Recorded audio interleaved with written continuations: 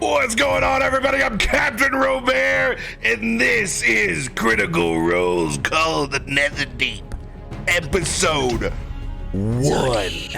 New show hype. Let's go. Dude, oh my gosh. Your chat emojis look so good. It's just a wall of let's goes and 20s and rockers. It looks so good. It looks like a real chat.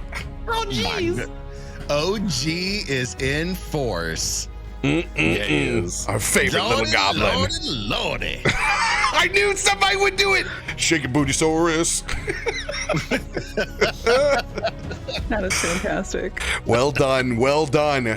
Thank you. Thanks everybody for joining us on the D and Double feature, our back-to-back day where I sacrifice my sanity for y'all to enjoy some D&D, and I enjoy it myself the entire time. The reason none of us hear from him from Friday through Monday is he just sleeps and recovers this entire weekend. Oh yeah. That and fish fries. That was I can't even get this man to play Destiny on the weekend. He does. He just plays without me. He just starts. He doesn't ever send me, hey, you want to shoot some aliens? I got that shit like 2 years ago. Now I don't get it. That man is on the tightest timeline of his life. He sneaks in. I know when to send him a message. If I get one back, we can play. It's a true statement. Sometimes I get one back and it's like, hey, how you doing? And I'm like, in the garage and I've been drinking for 4 hours. I'm gonna let you finish up, big guy. Okay. I'll catch you tomorrow. Let's do something in the afternoon. I really envision later. these as actual voice memos that are back and forth to each other and not just text. And No, we don't. Like, we're old school. That's a shame because I just started doing that to everybody on Slack at work. It's all of my replies have been audio replies. Oh my God. Like, and you're just gonna all have to deal with it. So, Amazing. But we got to address the fox in the room. Quirky's joining us. Dun, dun, dun. Let's go. Oh my gosh. I mean, Yeah, hi. welcome. can we talk about the multiple improvements upon trading Adam for Quirky right off the top? Well, we'll wait till the rolls come out. I Rolls, guess. no, already know. Already seen them. Rolls better dice fair. consistently. Okay, That's fair. Quirky probably not going to talk about her job tonight. Maybe the first. Oh my God, burn! Oh my God, burn! Now, is Quirky gonna make a comment about how good I look like Adam always does? Because Okay, Oh. so top notch. what I have typed up, in chat, and I didn't hit send, is Tim, I have to say, your camera light combo looks amazing. What is it? But I never hit send. So now you don't have to. So Now you've asked. 6,000 No, and we- some key lights. That's it. We miss Adam dearly. And if there's anybody here other than me, Tim, and Adam as OG crit roll freaks that have bonded over it from the very beginning when we've all first met, like, I feel so bad for him. He is just way too busy right now. So hopefully he can join us some point in time later. I couldn't even bring to tell him what I was going to do in the first episode. I felt so bad. Like, I was like, I don't want him to have any FOMO whatsoever. He's already got way too much on his plate. So, back off work. I want my man back. I just have to say, Adam, I am going to try my hardest to not roll any nat ones to fill the void that you have left behind. Well, it's all about manifesting them. We've said it from the beginning. He comes in, and if he's not playing Umber, he feels he's going to roll 1. When he thinks he's a god, he rolls 20s. It's just how it works. Yep. But It's the sad truth. we were saying this earlier for anybody that played during the time of us in Roll 20. Talk all you want about having a bad day. You don't know bad day until you had one on Roll 20. Oh, Okay. it's so bad. Once it started below 5, it never got above. I lost a Jesus. trash can thanks to that website. You had a borderline breakdown on Tormund's Quest episode 50 on the end. because of those die. Yeah, whatever dice rolling algorithm they came up with, they need to just burn that whole freaking line of code. Exceptionally rough. I don't know what it was. You can say like evil. Poo tinted glasses, you look back on it, but I'm telling you, it's always been more varied. It seems like you have the potential for a comeback. When you would have that night back on the old system, you go, I'm done. You would go, there's no redemption. Like, I rolled like shit the whole night, but I still threw 2 20s to fucking surf on my shield, okay, and not get yeeted into the fucking ocean. You have the ability to come back. There, it felt like, no, it's, guys, Go ahead and re-roll a new character. I'm rolling new. It's Oh, real. remember that feeling. Oh, Lord. Oh, man. Good to be back, for sure. It feels like a weird fever dream even thinking about that system compared to what we're on now. So much better. Big difference. So I've definitely I got my little little picture here to save to post later of us playing Critical Role's game next to Critical Role. On Thursday night. Live D&D. Live on Thursday. Sitting at that table right there. I'm gonna make some dumb comments like, "Hey Sam, if you want a guest spot, like this is pure chaos. I'll let you do what Matt doesn't want you to do. Okay? You bring that gas tank for a water bottle. You bring it. We got we got a 1,000-person community over here. You can get away with murder over here, buddy." Let's one up it and give him a fire extinguisher water Ashley's the bottle. chaos queen. So true, Yeah, especially this campaign.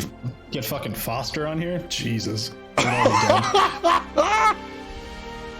No doubt. I wonder if he should. He should. Like, now that it's like it's crested down enough to be like, okay, play some Dur and Dur.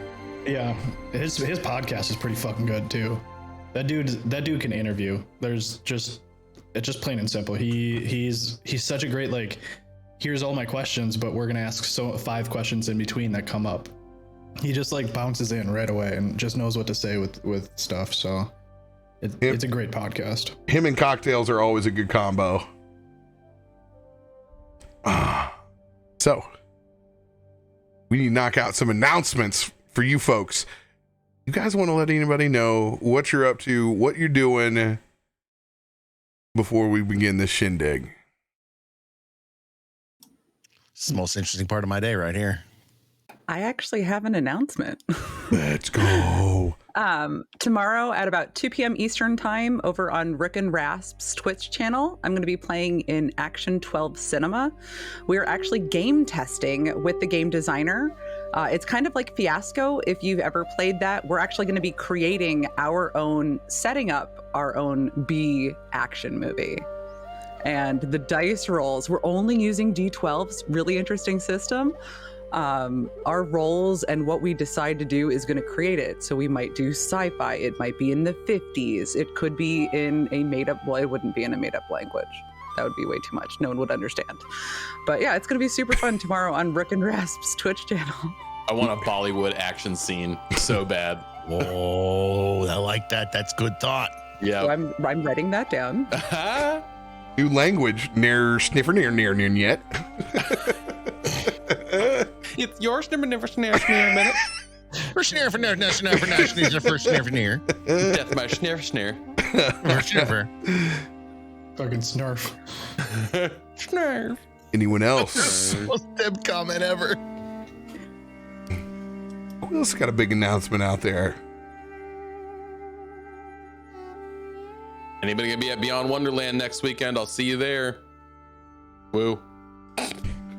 Woo. You gonna be wearing your gold hot pants? I think I have a male romper on its way, so I'll probably be in a male romper. You Well are. done. I have seen that multiple times. He does rock the romp. Which you've seen it's actually a 2-piece. I'm actually getting a single male romper unit.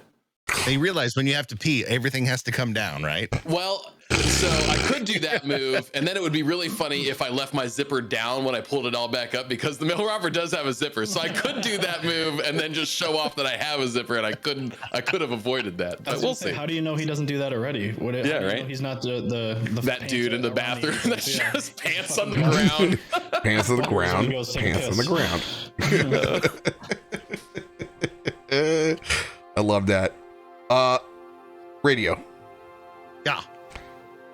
I saw that you sent a couple pictures to your Instagram.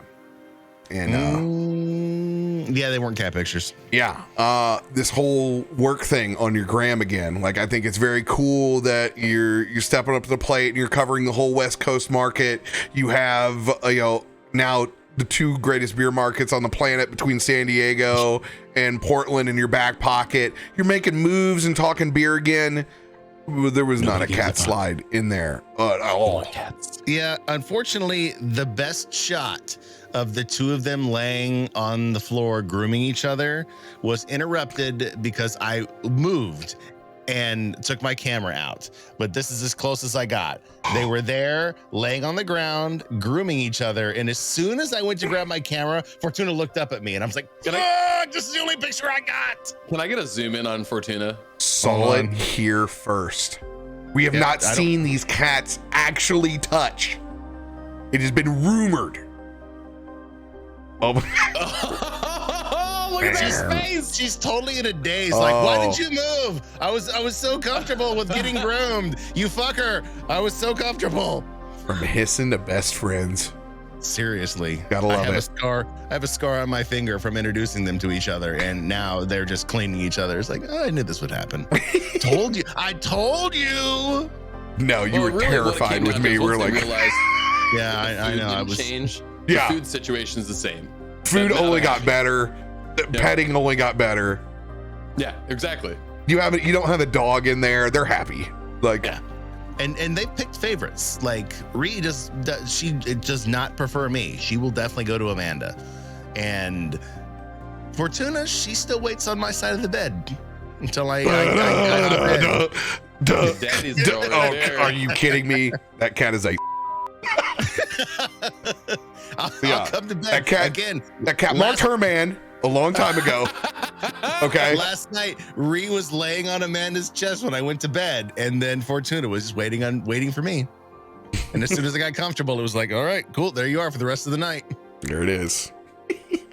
That is a Cat sweet life. family moment right there. Yes.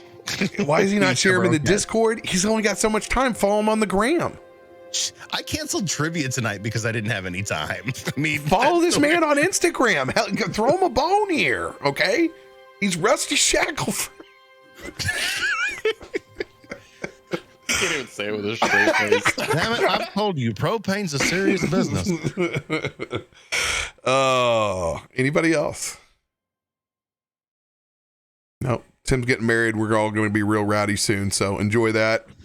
You get that on the gram. Good luck, Tim. There'll be one picture before I classify the rest of the night, so. Oh yeah, we're going dark mode on this whole night, man. Dark mode. It's all gonna As be. we sit down, the Faraday cage lowers over the entire venue.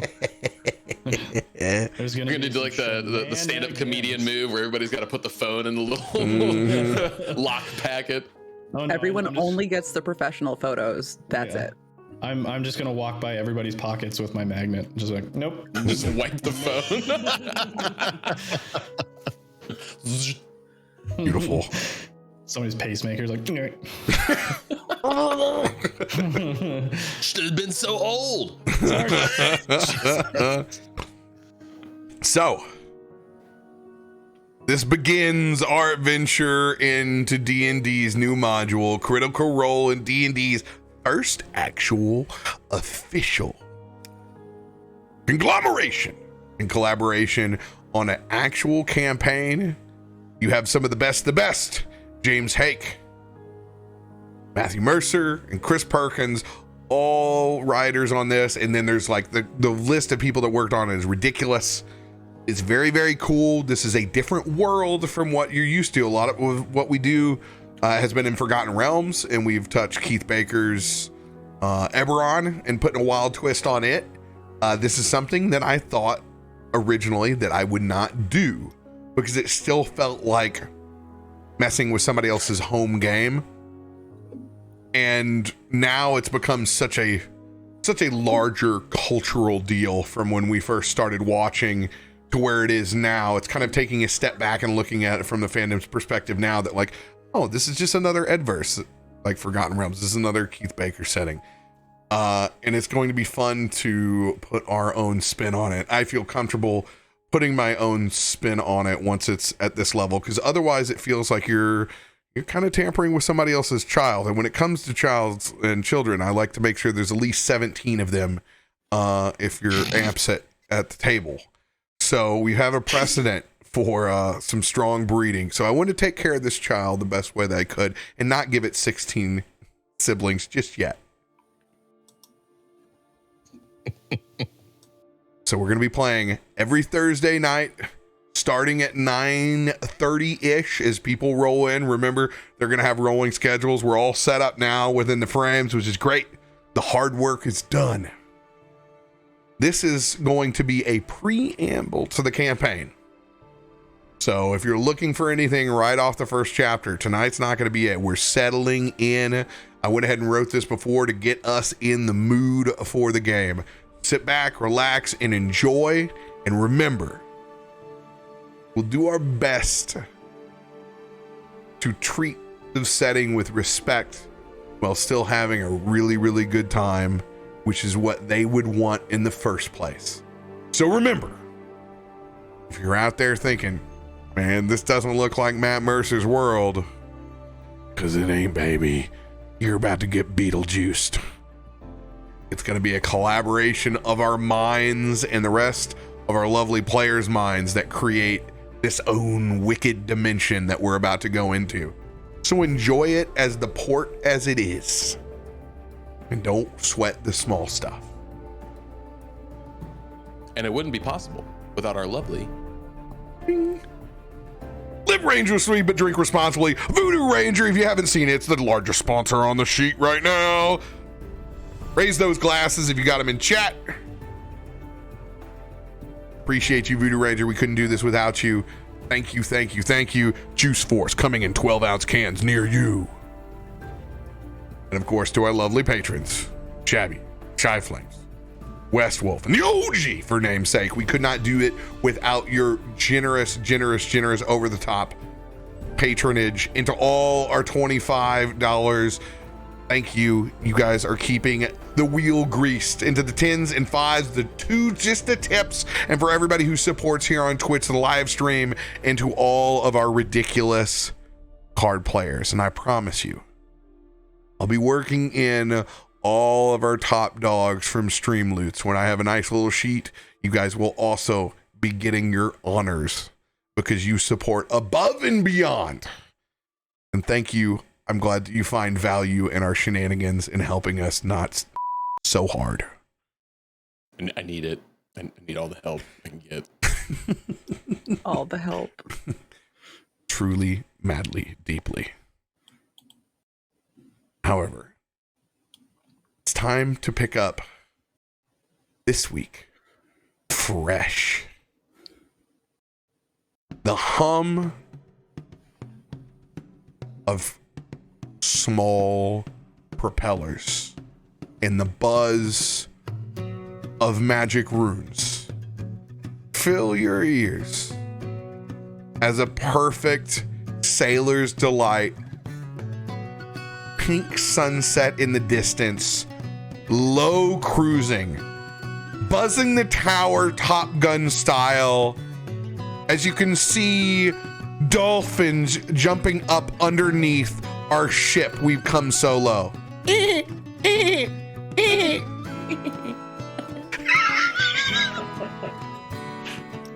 And some of that salt water splashes up against Mirtha's Last Supper. An airship slash sail. An amphibious vessel literally made out of the last bite it took from this ship. Commemorated, jaw and all, untaken, fins stripped from old Mirtha, attached to what has become an holy rambler, set flowing over an ocean of which is almost unknown to the entire crew except for its captain on the helm. We're putting the new girl on the spot, looking over the rail and taking everything in. Describe yourself first, Quirky, and how you're taking the scene in. You see a 7'4" tall, long, tightly braided black hair female Goliath. She looks kind of icy. She looks like she's cold, but she's covered in these beautiful blue fantastical markings all over her body. Despite the fact looking cold, she's not wearing very much. She kind of doesn't really look like she belongs on the sea. She has clothes on. She's just not heavily armored like you would tend to see, but when you're on the water, metal rusts. So you don't necessarily want metal. But she's drinking in the last of that sunrise right as it's about to peak. And against the horizon, just kind of looking around, looking at the dolphins, settling in. Roll a perception check.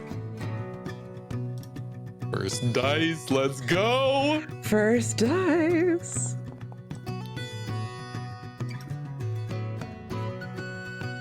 Seven. Taking it all in, as you said before. Nothing specific, but you do have a mighty cup full. What are you drinking on the way here to a location of which you have never been before yet? You do know the rest of the people that you are with. You have been on expeditions with them before. You are comfortable and familiar with the rest of these salty dogs. But location is unknown. Well, Illia, she likes the strong stuff. So she's very much drinking something that she's kind of pieced together from bits of empty bottles as they're about to finish, with a little bit of added salt water just to keep that tang in there. Literal salty dog, a little grapefruit. Yeah, twist a citrus in there, just a little bit of rind to keep the scurvy at bay, but it's pretty much rot gut. Communal, collective bits of all of her travels mixed into this. How we like it.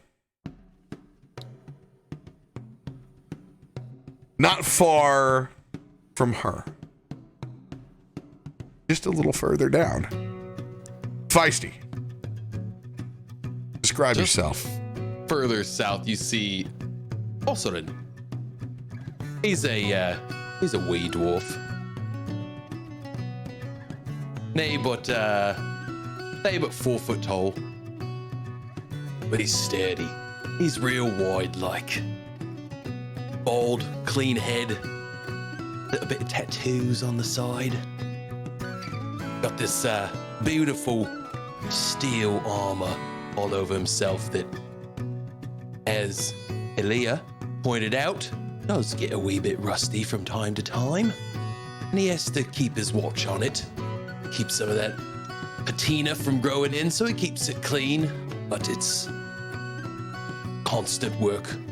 But it's a bright, fine, clean sheen of armor.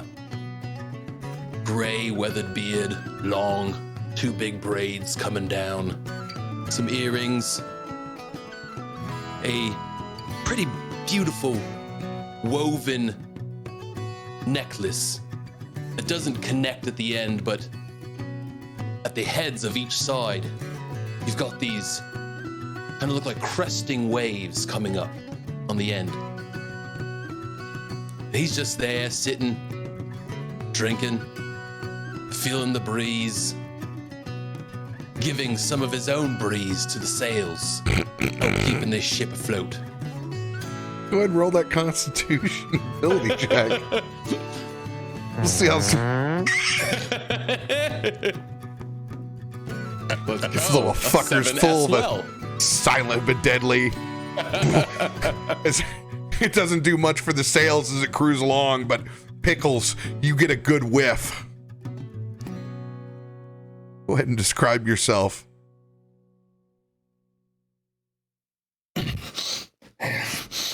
So there's a 3-foot gnomish male.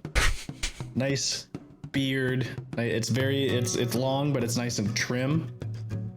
And he has geometric tattoos all over his body. There isn't a single point that's not covered. He's not wearing shoes. Tops of the feet are covered. Even on his palm of his hands. And his eyes are always darting around. They're always moving. They're always assessing. And when he talks, he kind of gasps and little kind of snake-like movement with his tongue almost. He's just always eager. And as his eyes are always moving, checking everything out, he's just perceiving everything around him. He's just slowly moving his hand along the wood, looking for imperfections, looking for something he can, oh, there's a nail, and he kind of gets out a little tool, taps the nail in a little bit so it smooths over, nobody will catch themselves on it. And then he just keeps moving down while he's just keeping an eye on everything. Shackleman, you see the neurotic behavior of one of your crew for the umpteenth time. Pickles, stop with the railing. No one's going to get a fucking splinter. You don't know that. You think the captain would let us sail on an unsafe ship? It's not that it's unsafe. It just can always be better. Be careful what you answer with.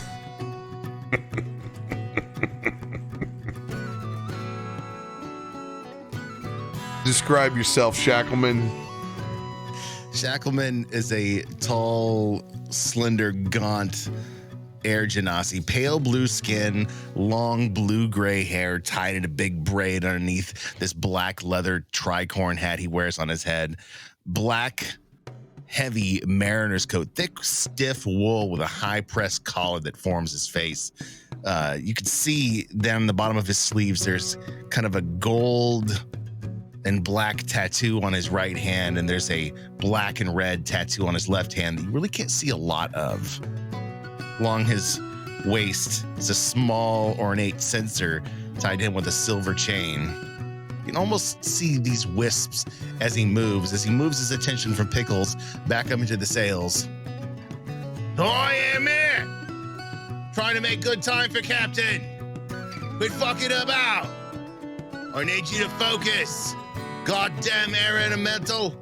You want smoke later? You get the wind in those sails! Trim up that corner! I want to see it full! As he's yelling at this etheric air elemental, you can see the tail trail out of that sensor all the way up into the sails, and it is blowing and billowing our progress. Who needs to whip these assholes in shape when you got old Rusty Shackleford on deck? Thank you, Shackleman. But no need, we're not in a great hurry. Soak up this sunset, my friend. Enjoy yourself for once.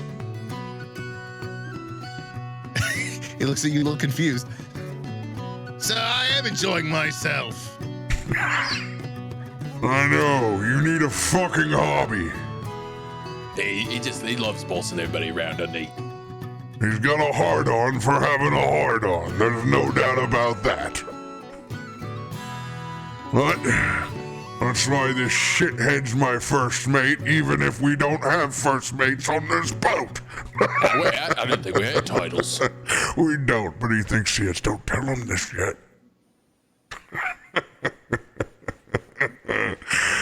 You still making him work for that yellow vest? Is that what you're doing? Of sorts, yes.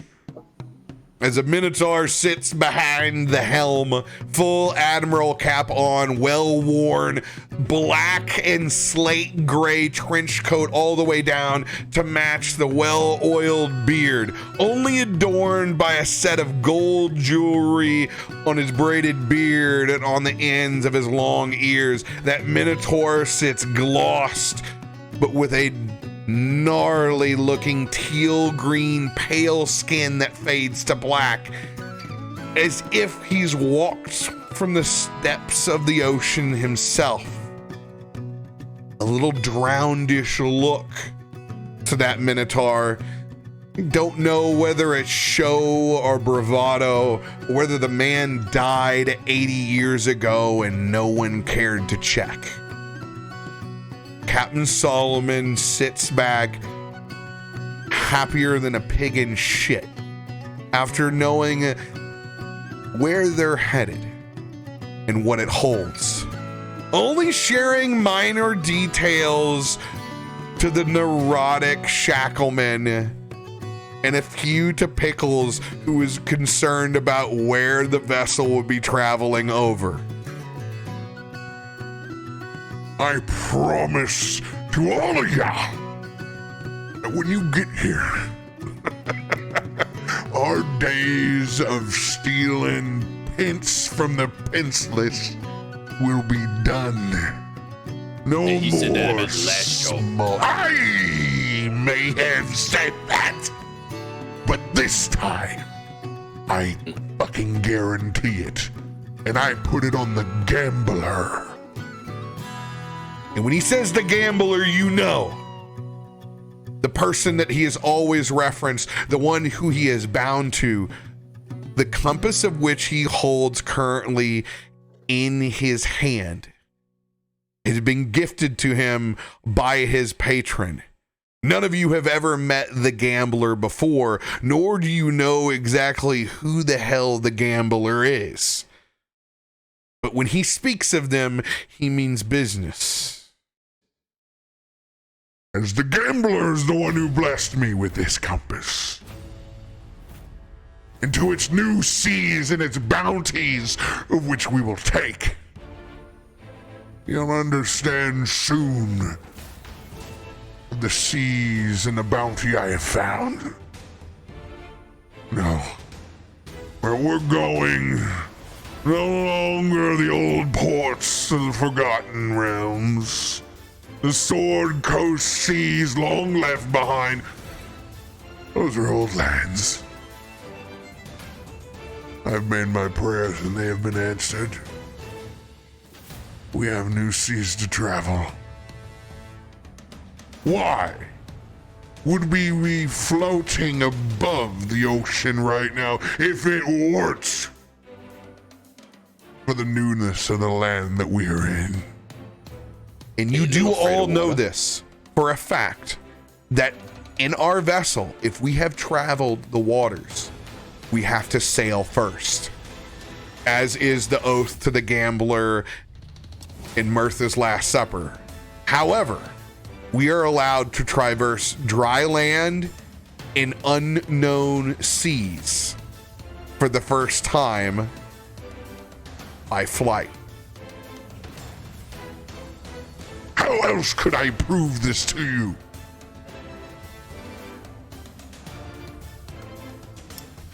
Or maybe like a map or something would be nice. Do you have a tip? I don't understand. The last bounty that you gave us was covered in chocolate. Loose lips sink ships. We are floating. Exactly. And that is how we will keep it.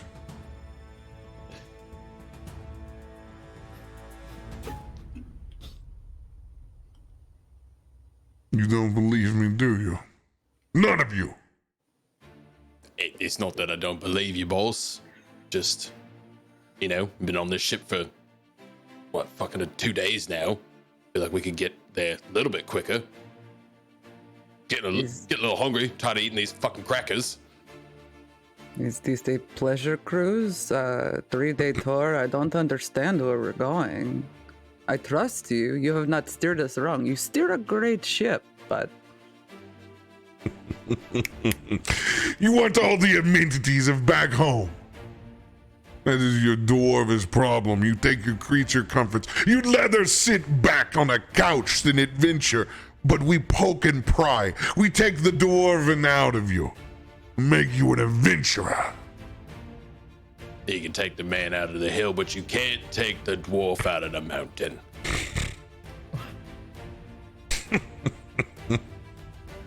You will understand soon. We'll be coming closer to something you love dear than what you even know. I promise. Shackleman! Aye, Captain, you want more wind in the sails? More wind than what has come out of Osorin's asshole, yes. Please. Oh, you like that? Yeah, it's good, isn't it? I've been sitting on that one for a while. We can all smell your silent but deadlies, Osorin. You've Something's been trying never for changed. 2 days. We don't go faster. Someone quit giving him Brownswalker, for God's sakes. Don't you touch my food. Do you know what fiber is? Well, yeah, keeps me regular. Pickles, have you made this boat as smooth as your cock yet? That is a loaded question. Don't answer that, please. I don't want to know today. Yeah, I don't want him to unload it, that's for sure. Please.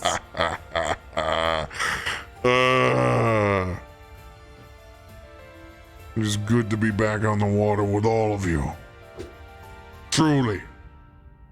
It's been too long in between ports. But soon, your patience will be paid off in full. This new joint, it is everything we have ever hoped for and more. You just need to trust me.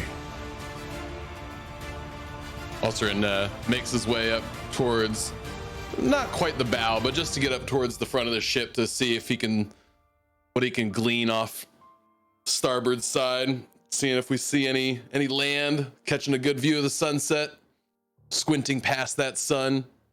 Go ahead and roll that perception check. Let's go.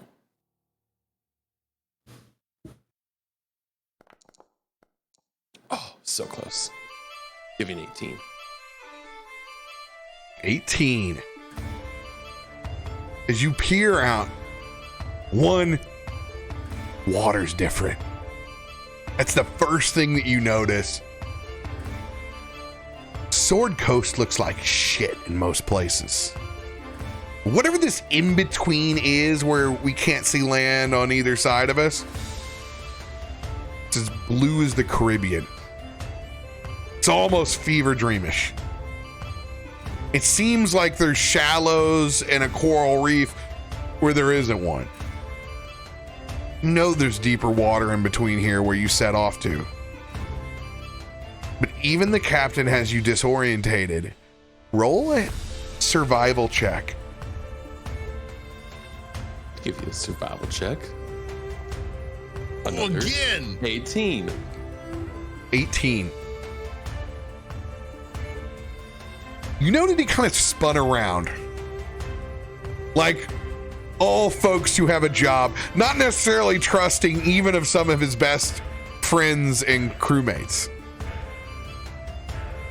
But I'll be damned, it feels like you went right off the western side of the Sword Coast and are falling off the edge of the earth.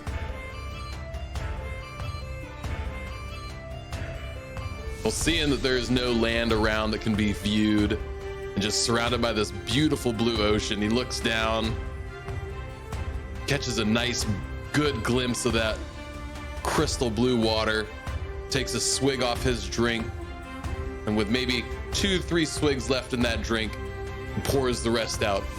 That's for you, Manonin. Give us these clean sails. Take us to this bounty our captain wants us to. And make sure that Shackleman just cools his jets a little bit. So gives us a little prayer to his God as he makes his way back, taking that view in. Didn't hear it. Any symbolism with your god that's attached to your outerwear that other one might recognize? The only thing would be the necklace. So every time that beard moves, you can see those wave crests kind of just jut out right from around that collarbone area.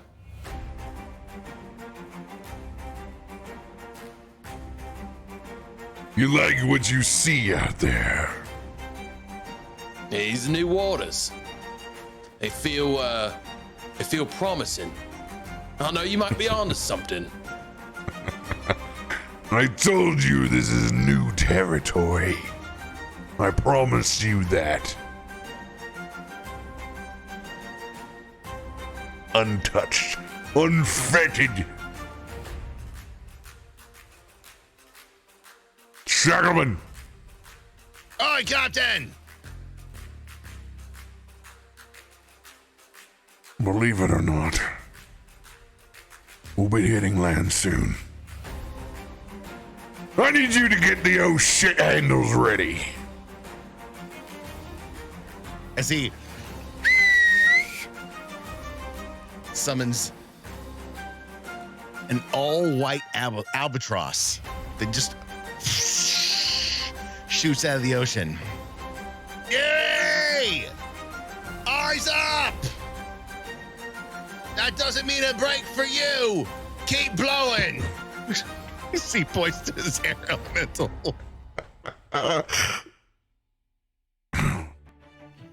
So, just so you know, with that, we have keen sight and advantage on our rolls, and when it comes to the land, just in case you need it. Ooh, that's a nice touch. That's my hawk spirit. I So the first time like Shackleman's it. been on a boat with you. You know you need a little extra help. You know, sometimes I'll learn some shit about you too, you know?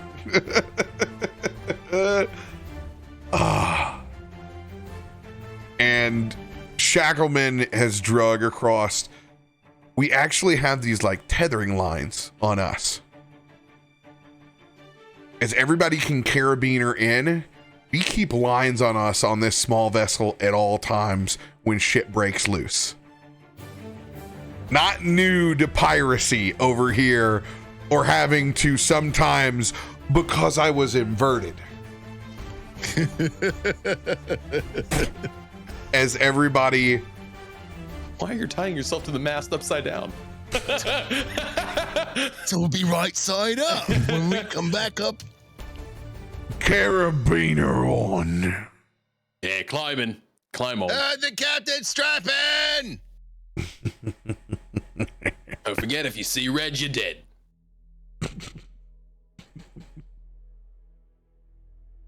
Pickles just kind of walks, like, is just walking around and just mumbling. He's like, why is everybody got to yell on this goddamn boat? Pickles, not you that- need to get ready. Yeah, I'm ready. I think I'm ready. Yeah, I'm ready. I'm good. Yeah. You can do this. And don't forget, Shackleman, just park us right off the coast. I'm not parking this boat. The captain is. We all just help. Grab a line. Get ready.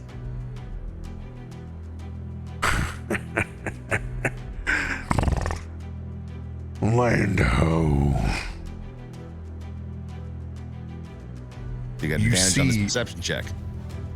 No land. What? Hey, Captain, you want to get your monocle out? Hold tight. And you see him open up that compass and spin the wheel.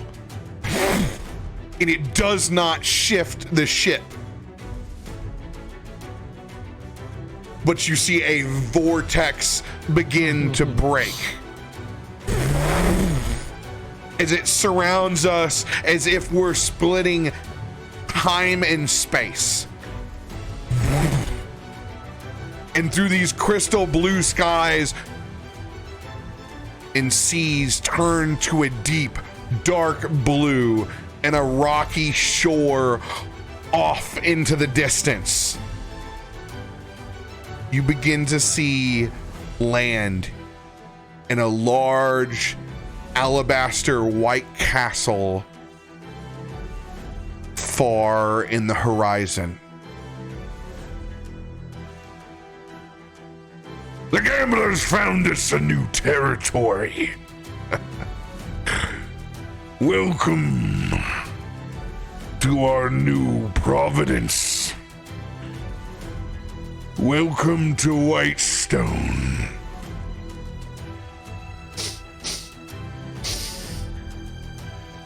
Osorin takes a big whiff into this new area. Was that the first time we've ever traveled like that, going through a portal? 100%. You got quite some new tricks up your sleeve there, don't you? Only what the gambler provides. Welcome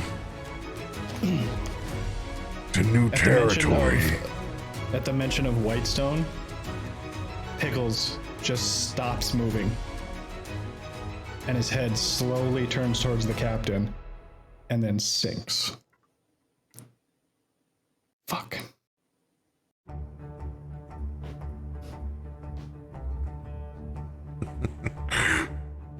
Why the long face, Pickles? Yeah, I had to pick here, didn't you?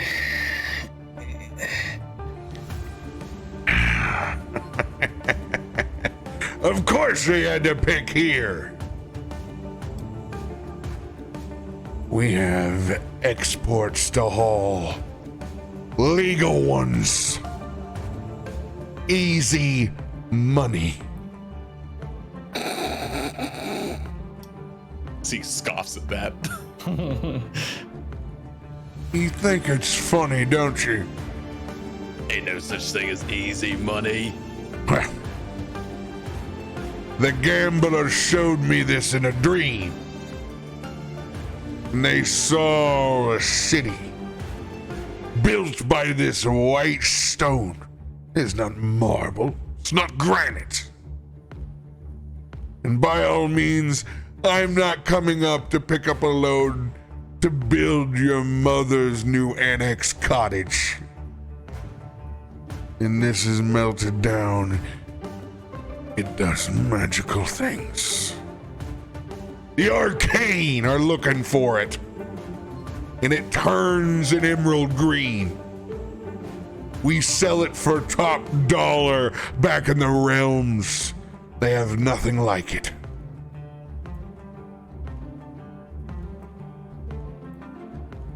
Welcome to the new feasting lands. Don't you tell a fucking word either. This is a pact bound by the gambler. When he says that, I need you to commit.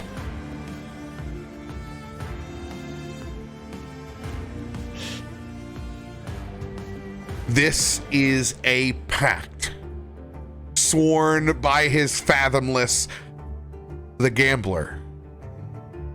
If you reject this pact,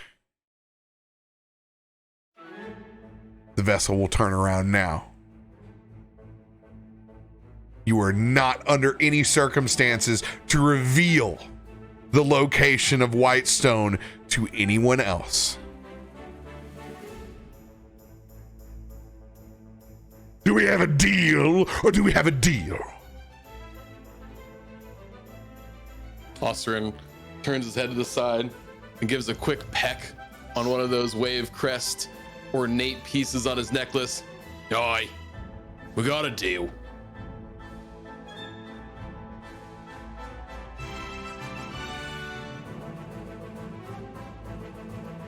And what about you, Illia? And she stretches. Having seen Osorin peck his wave, she reaches down, kind of pats the ram horde on her side, and I agree. Let's go. We don't have to melt the stone somehow, do we? How do you melt stone? We are not in charge of melting the stone, nor is it my concern. We're only here to bring back the materials. Then I'm in.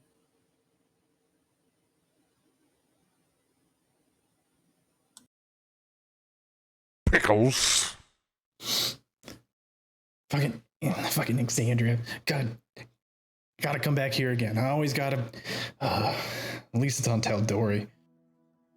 Whole continent away. All right.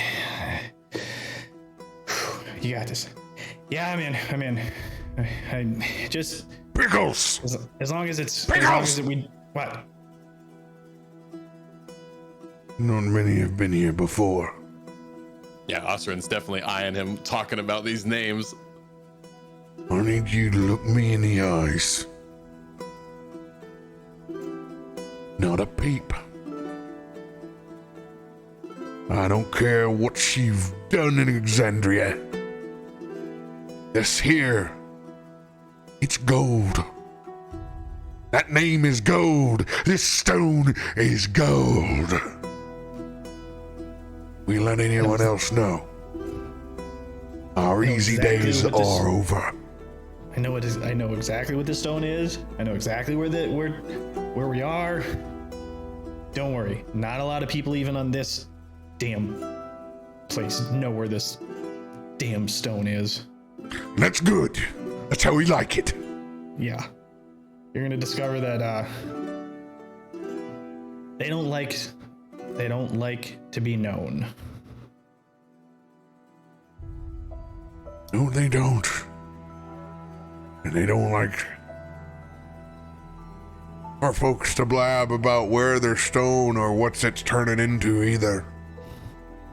And I'm just as happy to take it from their quarries and take it somewhere else. It's good to know our little Pickles been getting around. You're quite the well-traveled, aren't you? More like coming back home. God damn it. Pickles, that'll be enough.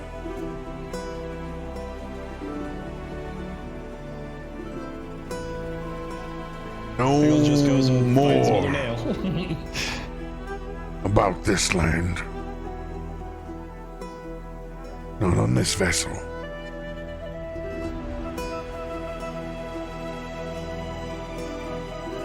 Shackleman!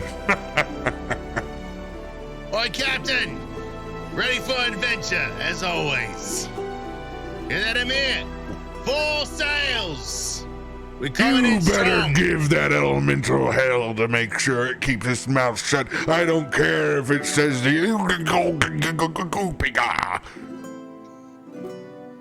Don't worry, Captain. He only speaks to me, and it doesn't sound like that. I love it when you talk dirty like that. Fucking elementals. You know they talk shit. Hey, I don't care what Shackleman says. They whisper underneath the winds. Oi, son! Trim up that sail! I said full, not half! Primordial. Sounds like you got a pudding pop in your mouth. Now that we've seen land, as accustomed with our normal travels, Osorin begins waving his hands around to begin casting a spell as he Counter spell! No. You had to. Somebody had to do it. Oh, you had to. But you see this, you see the water start coming up from the ocean, and just kind of trickle its way up towards our ship as we begin our descent. And it just kind of wraps around the hull, and these little veins of water start streaming up and make their way to everybody's boots and encompass everybody's soles of their shoes as he casts Water Walk, so that everybody in the party, as normal, can just hop off the ship and walk to shore as we dock. We can park wherever we want and just walk right in. As he sees you getting ready. Plan on getting a wet ass, do you, Osorin? Just doing our normal.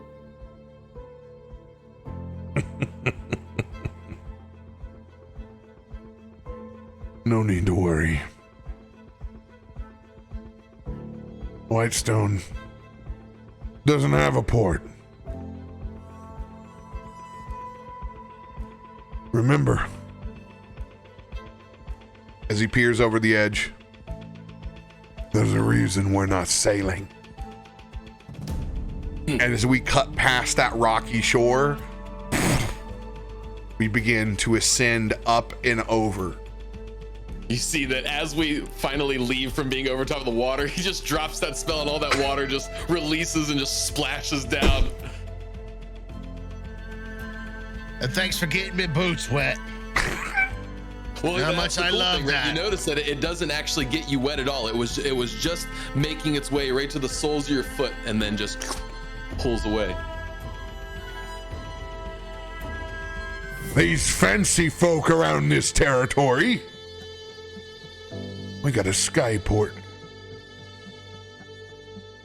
As you begin to see a very, very new erected skyport sitting above the Alabaster Sierras.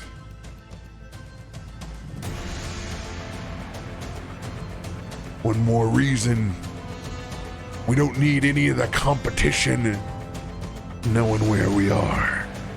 You're gonna have to have a vessel that's blessed like the gambler to get here. You either gotta go all the way by airship or sail a hell of a voyage. This is our new honey hole. And you stare out at this white castle looking over into a valley that is grown up with just a mature woods all around it, and a very, very new residential area. And you can get all those big city smells coming towards you at once as you drift into humanity once again. Like new subdivision smell. All the ticky-tacky. As I walk over to Pickles, take my hand off the wheel as it's an easy autopilot as we ascend to come back around to the top of this port.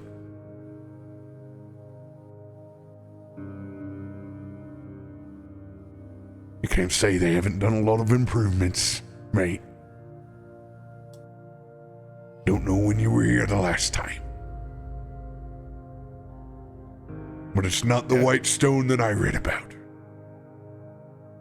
It definitely Skyport's new. And how about that? You ever seen something like that before?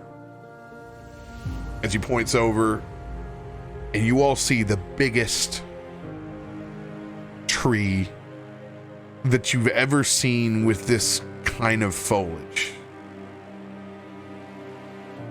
You see, that right there, that's a sun tree. As you say sun tree, I say it at the same time. Shackleman just takes his hat off, bows his head a little bit.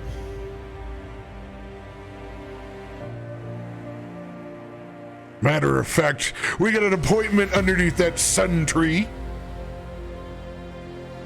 We got ourselves a table.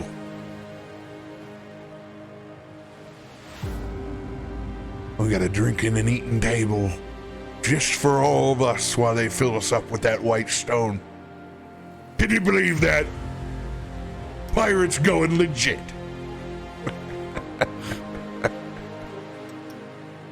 I don't think you understand how fucking excited I am about hearing and learning about a new stone. I don't think you understand. I don't think any of you can really fathom the amount of excitement I have for learning about a new rock. Did you not hear him say that there's food and drink waiting for us at this tree? Served on new rocks. Yes. I told you you'd like it here. Was I not wrong? Smells good. Beautiful. It's even more beautiful the closer that we get. We'll be pulling into port soon. Do what you need to do. We'll be dining underneath the sun tree in minutes, making the easiest run any of us have ever made in our lives. Carabiner off. And Solomon throws it to the side. If you're doing anything before we leave Mirtha's Last Supper, now is the time to do so.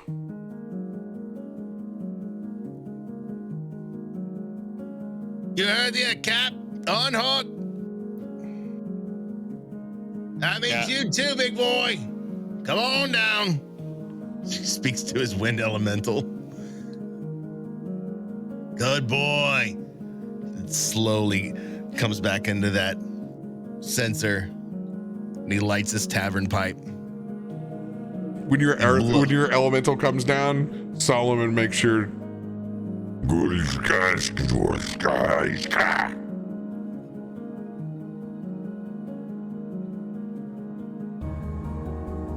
Didn't know you learned your primordial. I don't know what the fuck I said. Pretty sure you told him to go fuck his mother, but he appreciates it.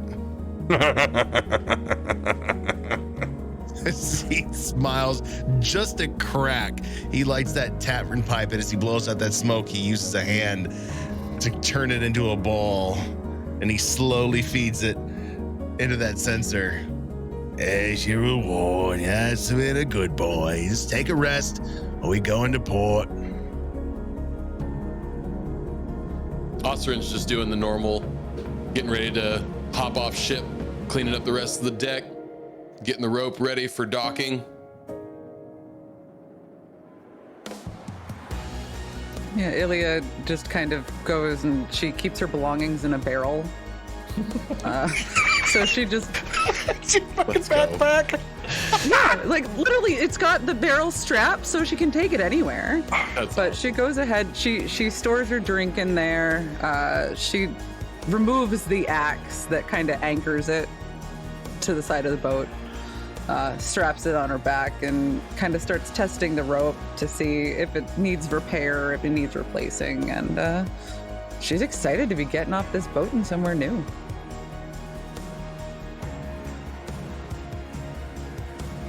Pickles is all shackled up, ready to carabine down, like just quick as a whip.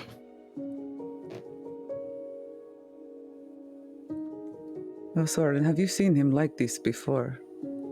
He's neurotic, but Probably the calmest I think I've ever seen him, really.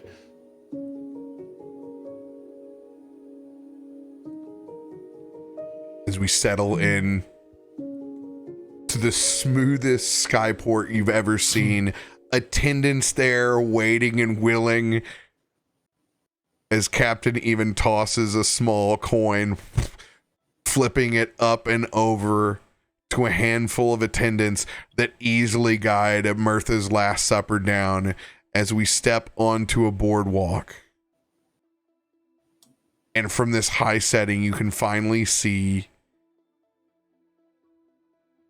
the sun tree in all of its majesty.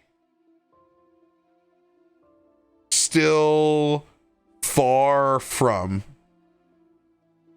the actual beer garden that's been erected below it.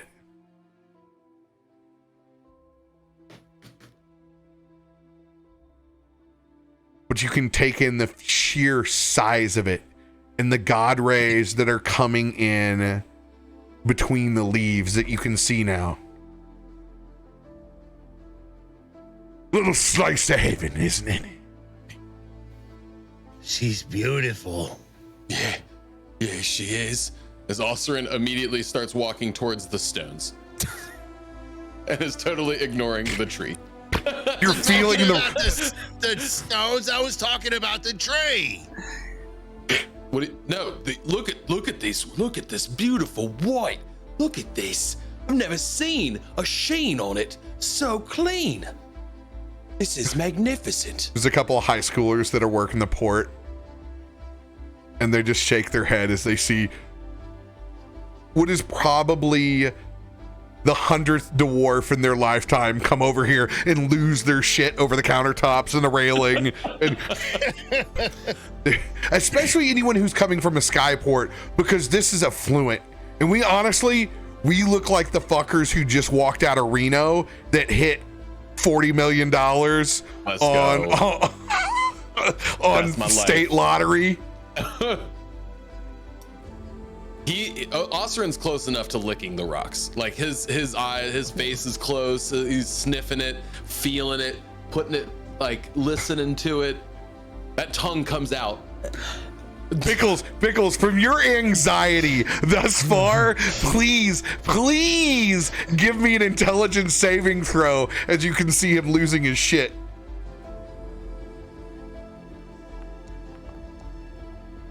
Oof.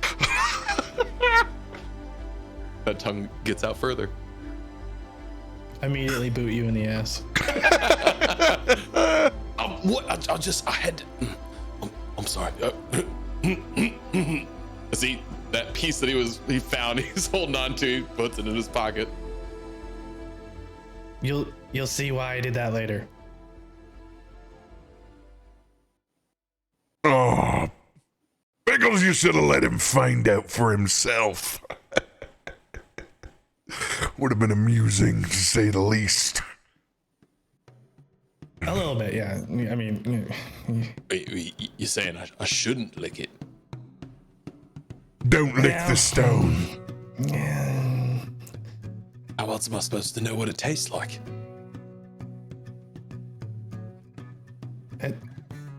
Shackleman! Oi, Cap! Open that vial up that I gave you.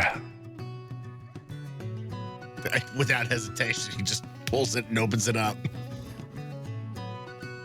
I open up a small pouch that has a chipped piece of white stone.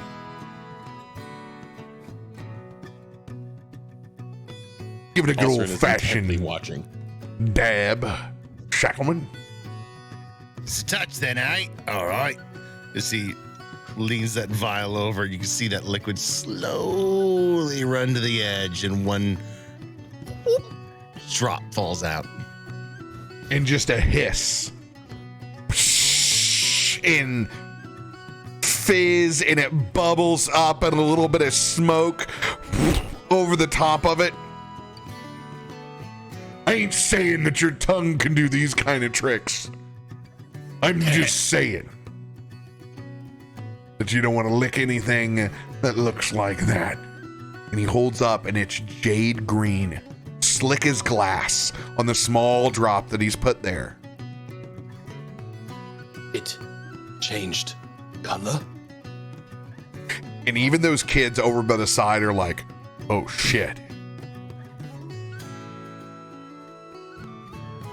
Osorin's, he's got that like that nerd, like he's just intently right in front of your hand, just looking at it real wide-eyed. You've got to tell me more. That's all you need to know. And I turn it and face it towards Illia. That ain't jade. That there's gold. Our gold now. It's so easy to convert it. We ain't in the converting business. We're just in the hauling. And I promise you that's where you want to be. Is it heavier? Very. Now come. We have reservations in the new beer garden. We dine underneath the golden leaves of the sun tree. Like eating underneath the old maple back home. I could get used to this. As he takes off his admiral's cap and stretches out from a long life chasing way too little. This is Al Bundy moment.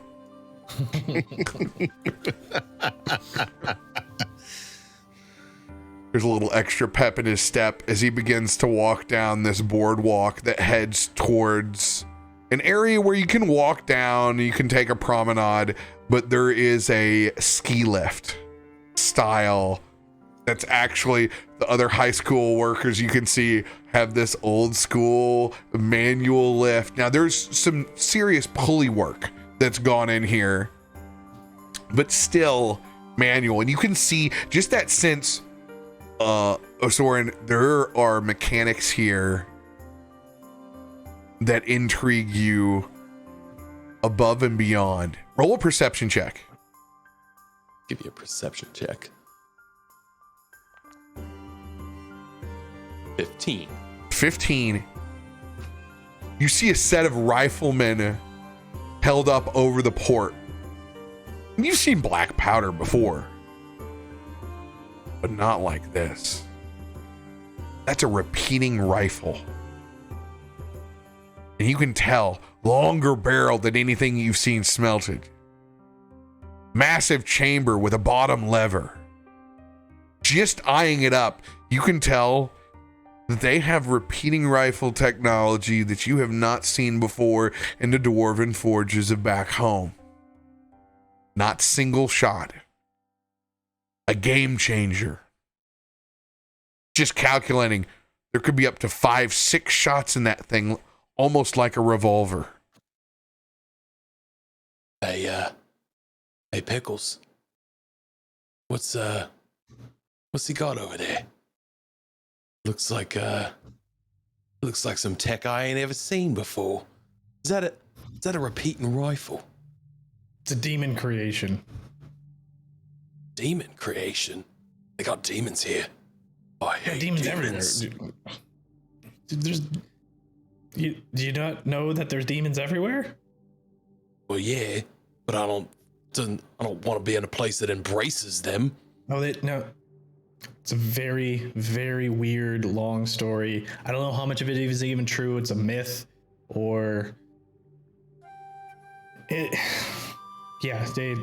some dude fucking dreamed up a gun, and now it's everywhere. It's brilliant.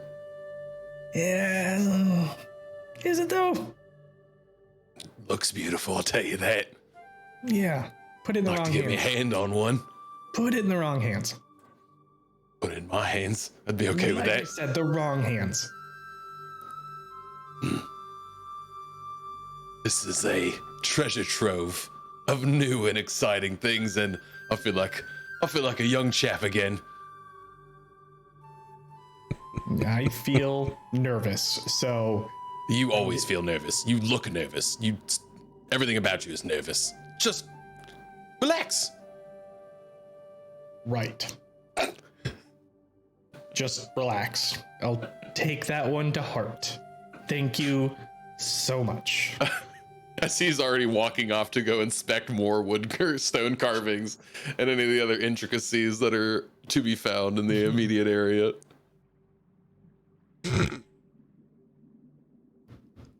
Anyone else doing anything while we eye up waiting for our easy travel down below?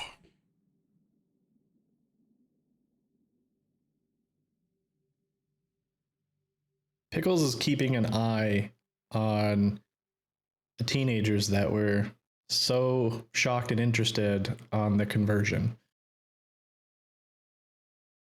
And every time they kind of look over, he does squints the eyes and does the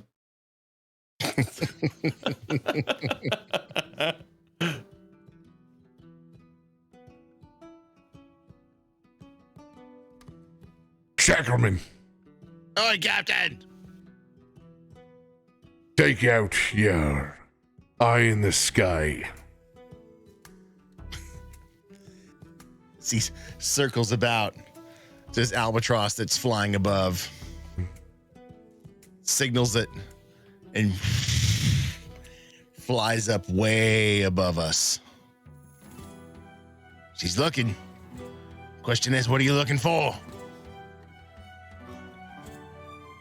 Take a look through their eyes. You're able to wargate and see, correct? With your familiar? It's not a familiar. It's a spirit totem. As he takes his eyeballs out and puts them into the albatross as the captain command. Can you see through the spirit totem?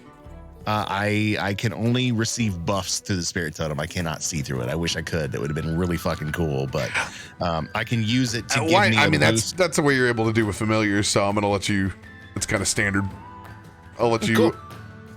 I'll let you see through. Eyeballs back in.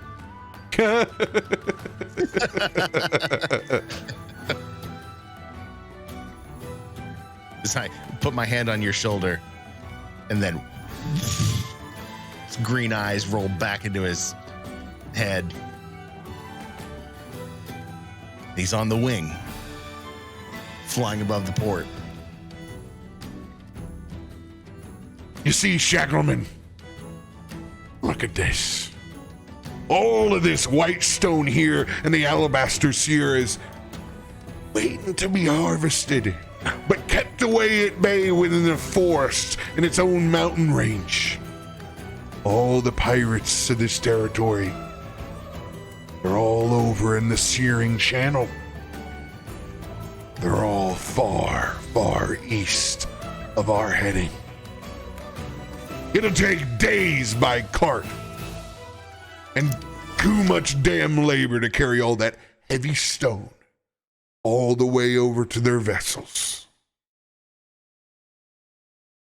That's why we got a honey hole here. Get him when no one else can. We get him from the air. You'll never expect it, old friend. We'll have this place wiped clean with more money than we know what to do with, long before anyone else figures out who's been hauling it. That's what the gambler would want. The edge that he gave me. High risk, high reward.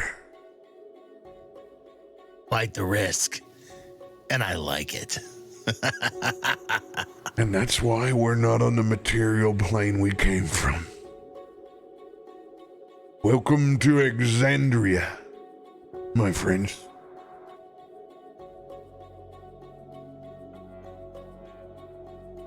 Our new honey hole. But I smelt money. You're goddamn right you did. As our lifts arrive. All right. No more than 4 to a cart. No more than 4 to a cart.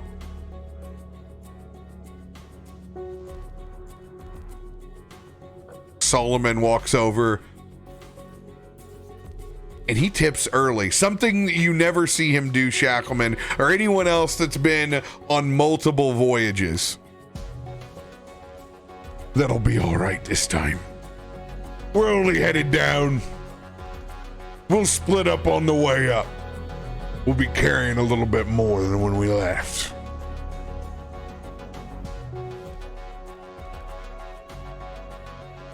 She just nods. You're the captain. Load up. Everybody on board. He puts his arms up. It's like that first time in college that you've actually drank in a dark bar and booth seating. You're like, this is the greatest. I got my friends. I got my cocktails. Oh shit. What's gonna happen? Somebody's gonna get drunk. It's gonna be me. It's gonna be me. I remember that bar. It was the Red Fox room.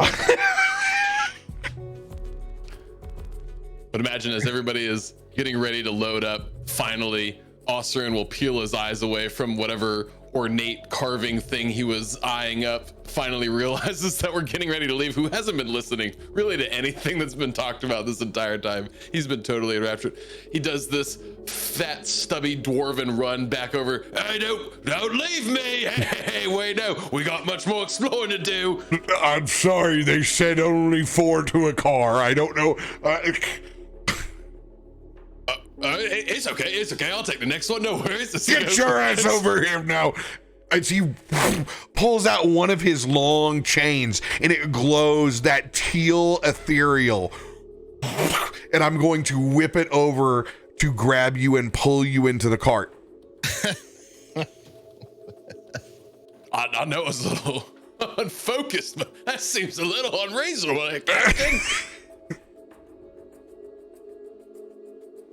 Oh God, I have everybody's card up. I was like, I don't see it. That's because that's Pickles, buddy. That's Pickles. It's not even the same. If you're willing, I'm going to have this hit 10 or above. If you're not willing and you're questioning what the hell I'm doing, now I got to hit your AC. Yeah, I would be not willing. Like, it's not that he's not willing, but not expecting this. So, oh yeah, you can get it done. The 25, you see the chains and that ethereal, and you've seen those manacles be shackled on folks before. It gets tight when that chain pops out. Oh, Jesus. It gets even tighter when you see those dark Eldritch tentacles wrap and pull you in that Kraken's embrace, up and over, down next to him, in between Shackleman and you. What have I said, Captain? I've seen enough hentai to know where this is going. We know where this is all going. You'd be honored if I were here to buckle your butthole with my tentacles.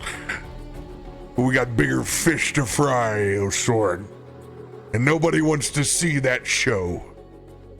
At least, God, I hope not. Yeah, I guess you don't know till you ask.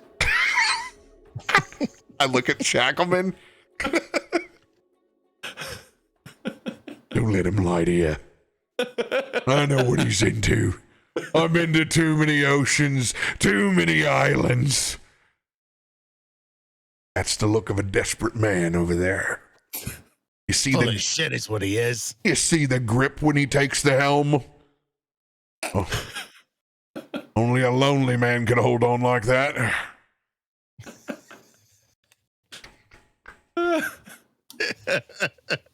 The white knuckles are blinding.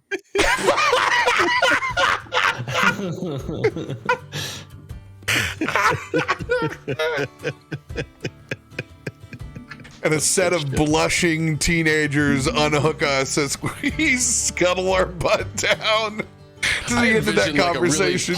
Like a really fancy crowd was right behind us getting into the next car that was coming up. Oh yeah, the Minotaur, the giant, the dwarf, the creepy little runic man, and the classic pirate. Get off. Oh, we're... Yeah, they're just letting everybody up in here these days. This is ridiculous. We pay too much taxes for this. Don't worry. Well, the royal family is a little stuffy after all.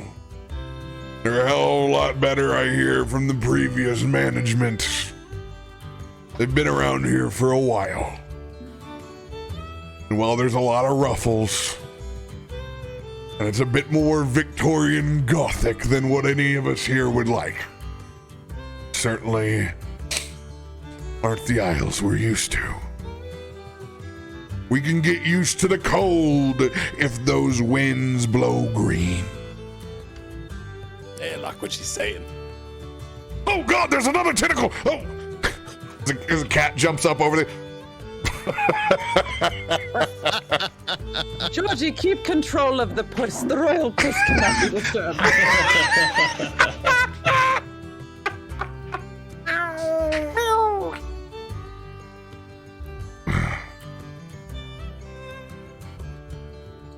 And I don't know if you've ever experienced a like formal East Coast dining experience. Obviously, this is all up Quirk's alley here.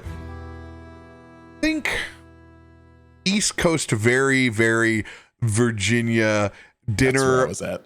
On the veranda style. There are the white columns as we stroll up, that very classic small college look. West Virginia gets a little bit of it. If you've been to Lexington, Virginia and VMI and the Virginia Military Institute and George Washington, you'll know that old historic, slight mothballs hinted by mint in your whiskey kind of feel as things have been decorated up. As you know, it's a place that loves the past so much they almost forgot there was a future. I hope we have wire hoop dresses. I really hope we've got wire hoop dresses walking around. Oh, the bustles? Gotta have the bustle too, not just the hoop skirt. Oh yes. It's like a combination of Dr. Quinn Medicine Woman meets East Coast Renaissance elite. I do declare. The first thing you've noticed is that there are gin buckets. And that's the quintessential kind of pinkish rose color to all these very ornate, almost vase-like containers. It's not the, oh, we're gonna throw everything inside of a fishbowl. It's been thought out. As far as the eye can see, gin buckets, and the smell on top of them permeates. That little bit of grapefruit, floral, and citrus and botanicals all mix around, and it fades in to the citrus of the Voodoo Ranger IPAs and some good old-fashioned Juice Force, all served by napkin-tied pitchers onto the side, short Collins glasses. It's almost like drinking in Cologne, where there are massive serving vessels, but everyone is drinking out of the Kolsch glass or a Collins-like glass. There's a formality to it. There's the band out underneath the tree that has been there X amount of Thursdays beyond. Well worn, an old Steve Martin type out by his banjo. As we can see, a very, very old-fashioned tan suit with a little bit of just a small amount of ruffles, a very stately individual with just the best legendary ladman chops that come down to a Civil War crescendo.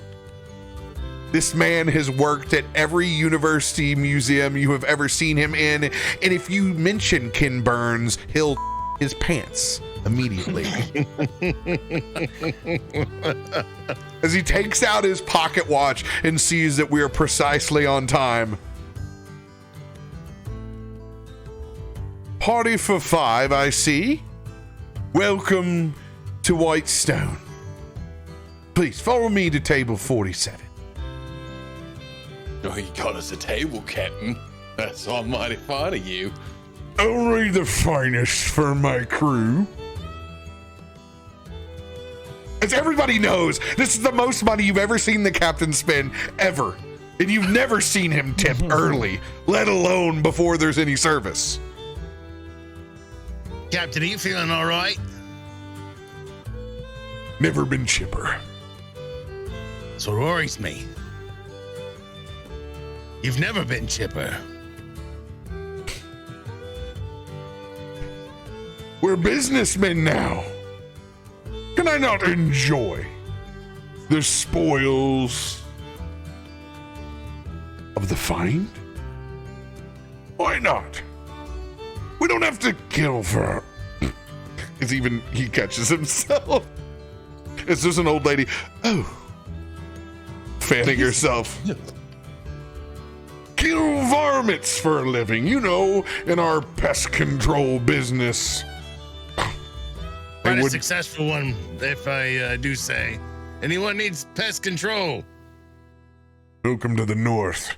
If the cold doesn't kill it off first, it's too strong to die in the first place. Strange lands. Please enjoy your time here, and most of all, enjoy the sun tree and its everlasting bounty. Pickles, you walk past a historic plate that talks about the Ashari. As if it's run by any other state control. You can see the picture of Kiki where it actually doesn't look anything like her. It's like the bounty, and it's depicting a couple of scenes from the past. You don't know how many years it's really been since that happened or the story was told, but it's been long enough to have a shitty government commemorative plate where everyone is smiling and it looks like, yes, this is a government approved druid.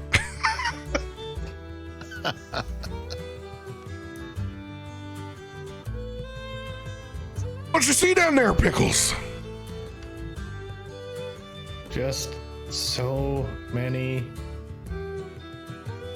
accurate retellings of history. I mean, like, it's flawless. How, I mean, look at her features. It's exactly the way she looks in real life. You know, they said that she did that before her armamente. At least that's what I read the first time I was here, and I don't really know what armamente means either. Nobody does. Druids just talk. That's all they do. I can tell you what, I'm gonna get some more armamente on my buffalo wings. I took an armamente this morning. You guys talking about armaments? I saw some cool armaments when we walked in. No, not almonds. We're not talking about almonds. You can feel the eyes on us already as we bring this up. Oh, we are definitely the most Hoosier table at the party. There's no doubt about that. As we sit down at this table 47, the first thing that Osorin does is slam his own personal stein on the table. He brings his cup wherever he goes. The servant looks at you and they're about to pour into that Collins glass. Hey, Nick, eyes over here. Eyes over here. Give me a pour. Don't mind our crew here. He's obviously here for the voodoo.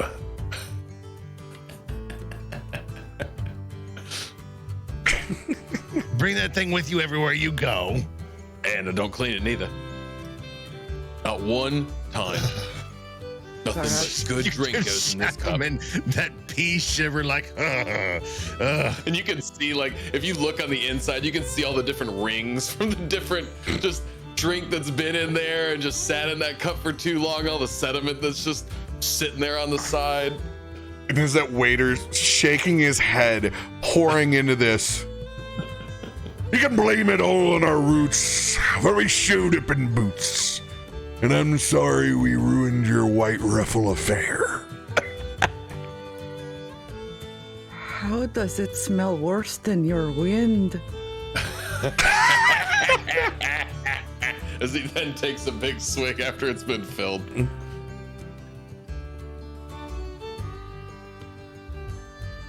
This is the most surreal moment. One, the captain is never taking you for dinner before you've ever gone on any assigned mission or task. Nor have you casually dined as pirates before, not after almost losing life and limb. It's always been one of those, I'm going to get so drunk, I'm going to try to erase how I almost lost my life. Or worse. Or worse. But even knowing this, Osorin is just immediately going right into this feels right, and he is gonna soak all of this up. Like this is the new normal, and he is ready for the new normal. No matter what, it's still I've taken you to the Golden Corral. Welcome to Ponderosa. Not in my mind. I've got my napkin laid across my lap, and I'm drinking gin from my Collins glass with my pinky up. And where'd you learn all these formalities at Shackleman? Just because I pirate doesn't mean I don't know how to be proper, sir. Is something wrong with your pinky? Need me to fix it? It's fine. It shouldn't touch the glass. What happened? Does it turn green if it touches the glass too? This place is just amazing. Now we have the whole proximity gathered around us. We're not only set up on table 47 that's a little bit up above the rest of the other tables. There's about 10 of them that are at like a mid-tier. The band is at the very top of the gazebo. Then there's this little mid VIP area where you can't just walk up to our tables without getting past a few people standing at the stair steps. And then there's the beer garden below that's proper. And we have definitely become the Hoosier ass of ourselves table on the mid. We're definitely the smell of rotten new money. And it smells fucking good.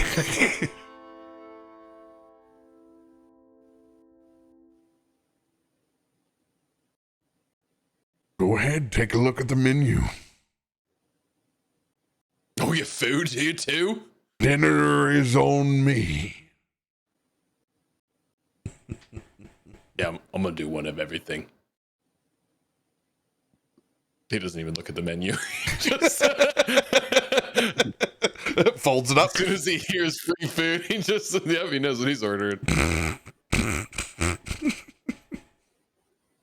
Go ahead, make up your mind's desire. What do you see on that menu?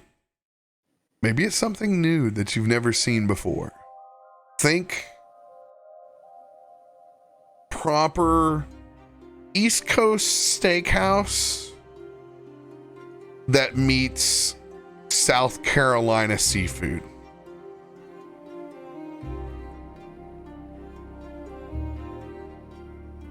Please, I would love to have that glazed pork shank and the old mustard sauce that you got going on over here. I'd love to have that. Something we don't get much back home. Please and thank you. Oh, also, I'd like 3 shrimp cocktails, please. Extra horseradish. Thank you. Yeah, I'll take one of each of these hordivores. And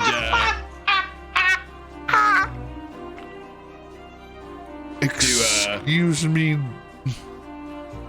your hordivores. No, it's hors d'oeuvres. I'm sorry. Your pronunciation is wrong. One of each your D'oeuvres. hors d'oeuvres. Like they said, we would like to eat family style with the hors d'oeuvres, please. 2 of each, and if they're out of scallops, double up on the oysters casino, thank you. You read my mind. I was about to say I need 3 orders of them oysters. But whatever else you all want, feel free to. I can't believe you don't understand how to pronounce the hors d'oeuvres. I'm just reading it as it's spelt, mate. It's hors d'oeuvres. Gotta let the tongue roll. I will have the steak tartare, the lobster bisque, and the iceberg wedge BLT, please. Is that a salad or a sandwich, Shackleman? Ah, that's 3 things, Captain. No, the Mushy wedge. uncooked beef, that's lobster soup, and that's a salad that they put pork on. I know what a goddamn steak is, Shackleman, and I know what fucking bisque is. I just want to know about that wedge you done your conjured over there. Yeah, you need some roughage to push it all through. You get it at the end, that way you can absolutely yourself when you're done. I got enough stomachs to take care of roughage for a lifetime. Not all of us spend our time in the field chewing on our cud. I'll chew my cud and you pull your pud, Pickle. What are you ordering? I'll have. Let's see, this cowboy ribeye, this porterhouse, this top sirloin. We'll go with the T-bone, and then we'll also get the bottom sirloin as well. That in front of the boss? What? You're gonna order all that steak in front of the boss like that? You remember how it gets? I'll also have the strip steak, then I'll have the sirloin, and then... As Oscar just like sits back as he's ordering all these steak cuts. He's like, 2 full racks of ribs, please. 1 pork, 1 beef. No vegetables, hold all the vegetables. If there's a green thing on my fucking plate, I will toss this table.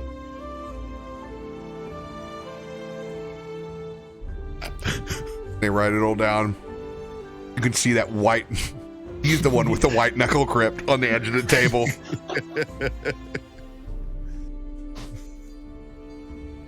Don't quit looking at me like they're my fucking cousins, all right? I didn't say this. I was just. Not like they can read or write. Matter of fact, if we went off of that, we might be all eating gnomes by the time we were done. I had one. There's not a lot of on skin and us. bones. It's I hear they're delectable for the crunch. halflings have a Speaking- better flavor. The scene that we have created with the people around. You got a gnome that's ordering a whole cow next to a cow that says.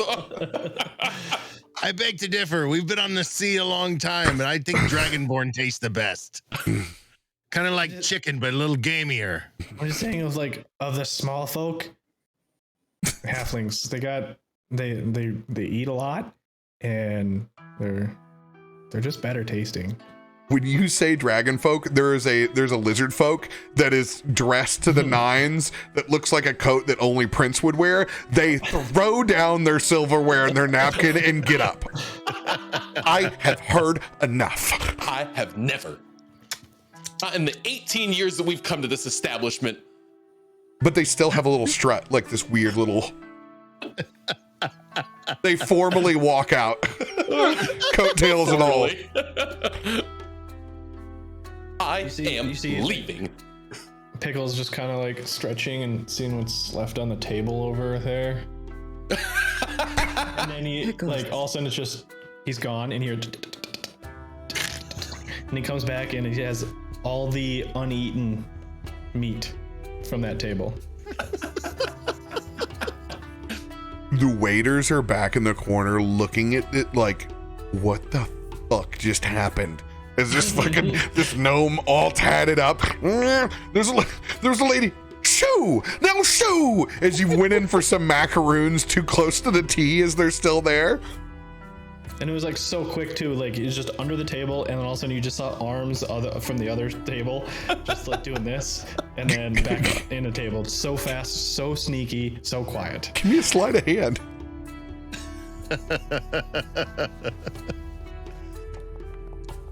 Oh no! No. Yeah, that 5, you were doing good until you went for the macaroons. That's when you got the little wrist slap.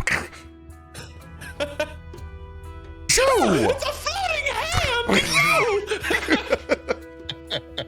This is all while, Illia, you're trying to order, as for everyone else has been so rude at the table, ordering half the menu. Oh, please, let the lady speak for gambler's sake. They are fine.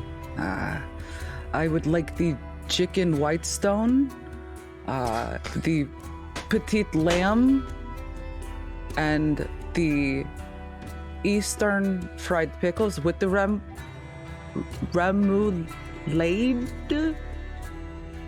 It's the sauce, yes? Okay, yeah. And a side of broccoli. It leans over and goes, okay.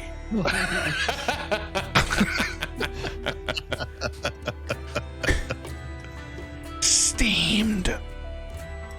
Salt and butter or no?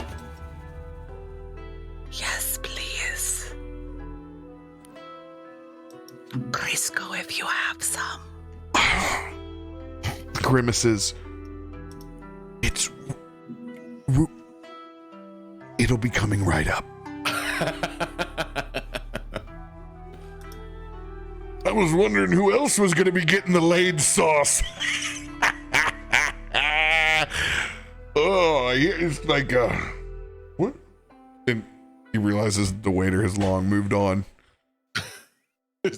Happy to have left the table. Incredibly happy.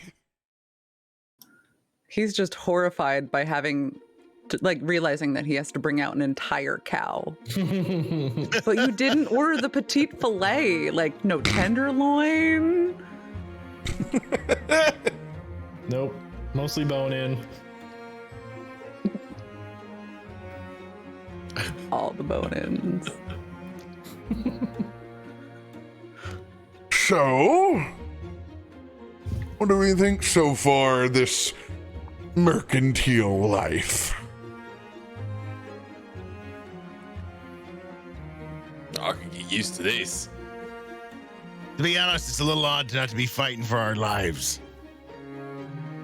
Eating hardtack and sitting in the water waiting for the wind to kick up.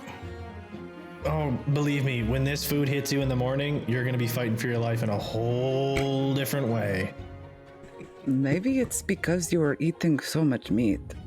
Pickles, that's why I got the salad. I want to have a good morning. I want to go for a jog on dry land. And then Oh, what? You're just going to have wins again. Perhaps a bit of wind is not the worst when we leave. As you say that, Osorin definitely lets out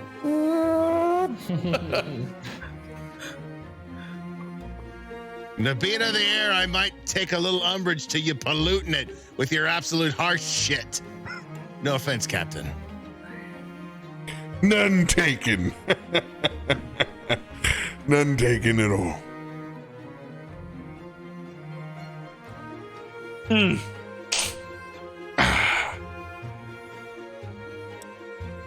And the food begins to roll out.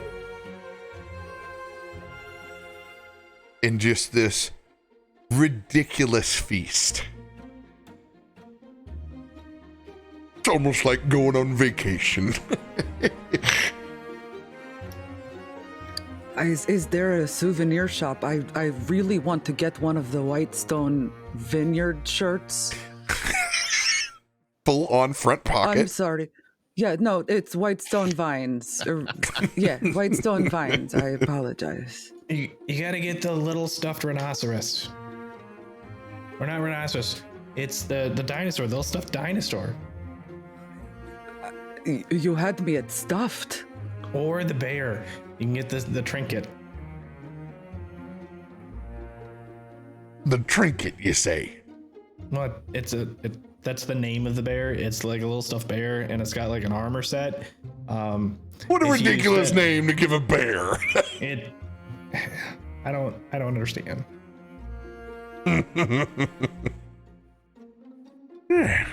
Oh, and I've been told I haven't gone and wandered down But they say all the locals have told me to slip on down to the Slayer's cake for dessert.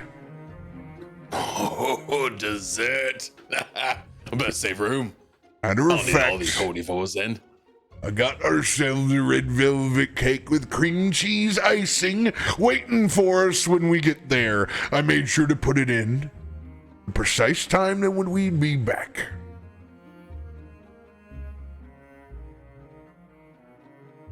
You are amazing. Is this a new leaf? Is this what we are going to be doing from now on? This is wonderful. Welcome to the merchant life.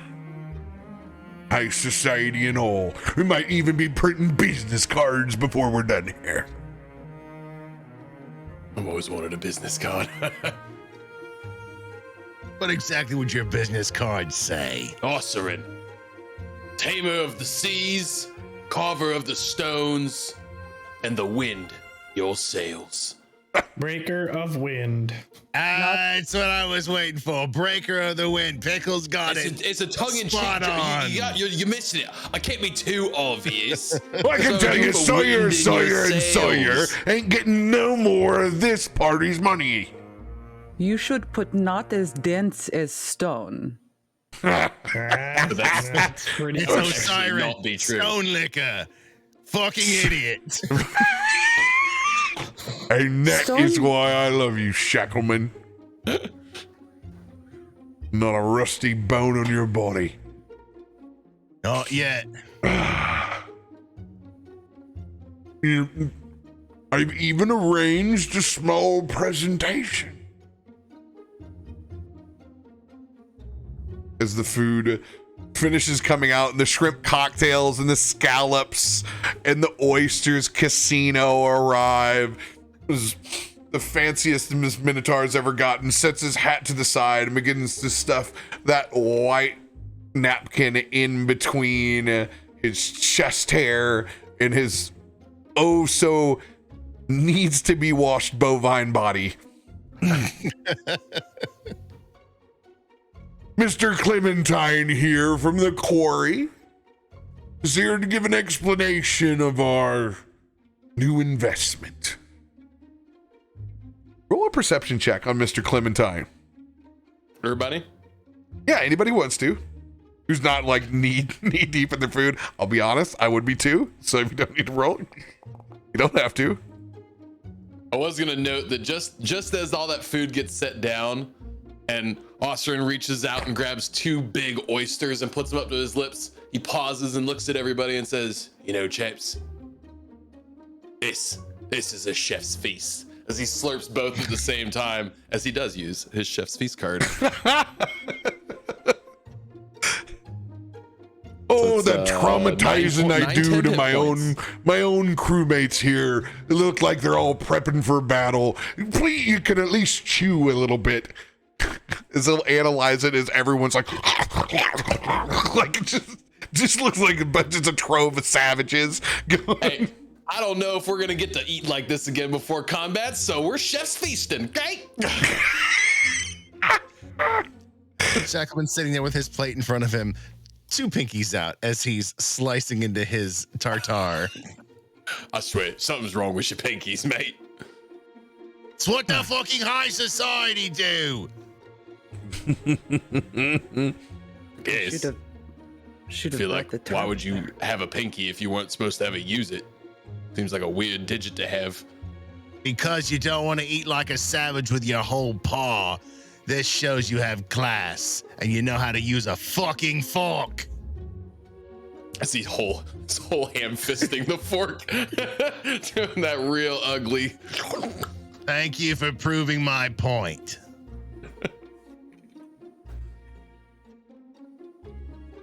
Now, if everyone could pipe up the ears to what Mr. Clementine has to say, as we are new investors in the main export.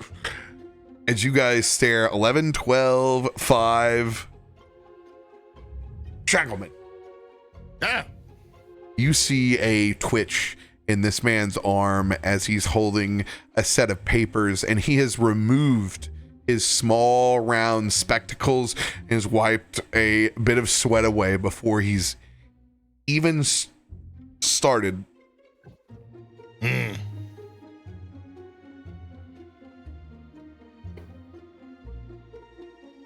Got a feeling something about this isn't quite on the level. But I'll listen. What do you got to say, nervous man?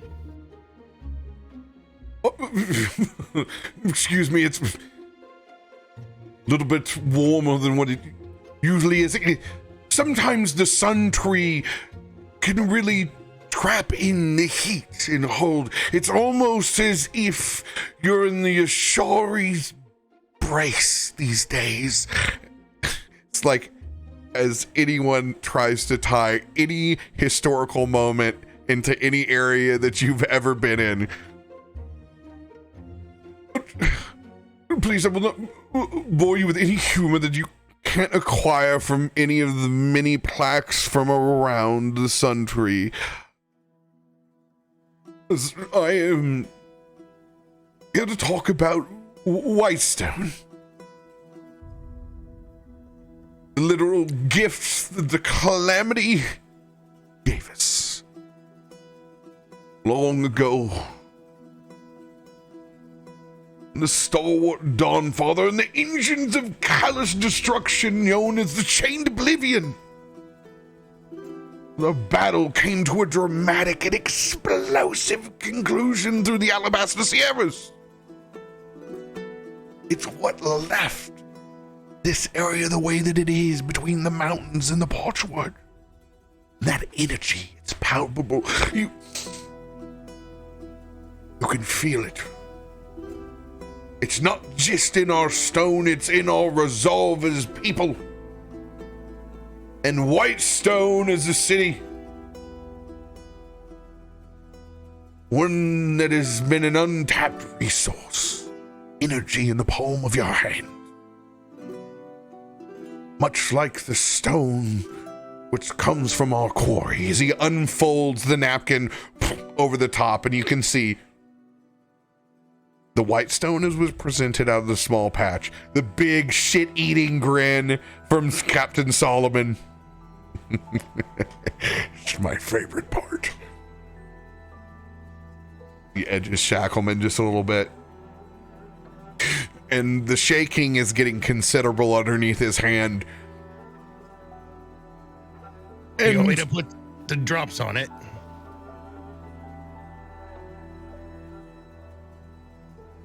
As he kind of unfurls his brow over towards you. No, that won't be necessary. Looks at you as if you've almost shit in the middle of dinner. As he unfolds the other part of the napkin and shows that pulsing arcane glass that is Residium in his hand. Not only one of the finest stones of construction, but one of immense value and arcane potential, just like this city and the people that are within it. And that stone in his hand, Mr. Clementine, what would it fetch on the average market? As he wipes his brow. Almost 500 gold pieces in most markets. Wait, hold on. 500 gold for that little chunk right there. Don't you dare. It's a beautiful rock. Don't Oh, you shut see? up, Rocklicker. Do the math. Think of how big the hold is on the ship. I'm just saying you need to speak with respect when you're discussing these amazing mason pieces. You tried to lick it. How else would you know what it tastes like? So anyways. Fear not, Continue, fear good sir. not with my dwarven friend. As you know these folks, they get a hard on for something that is so valuable and precious. one that is quarried with so much skill.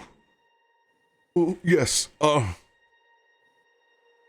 and please, Mr. Clementine, if you could divulge of our position.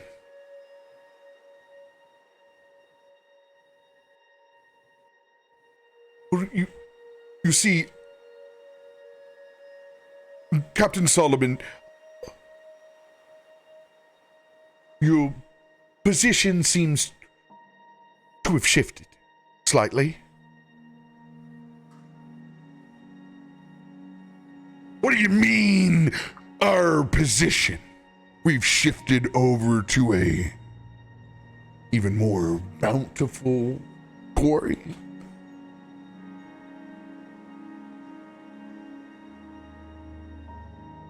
There was another position issued.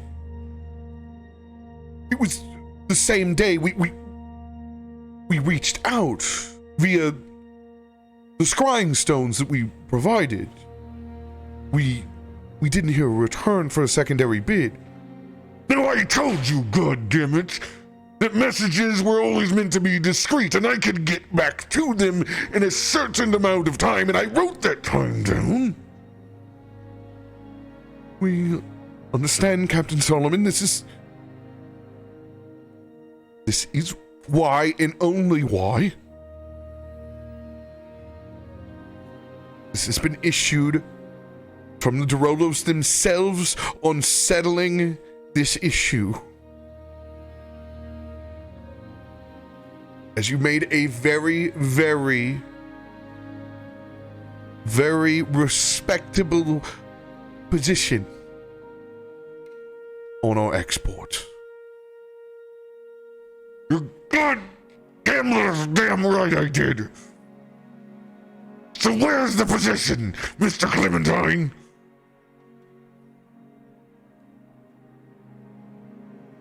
As of right now, Secretary DeRolo's decree that it is a split position.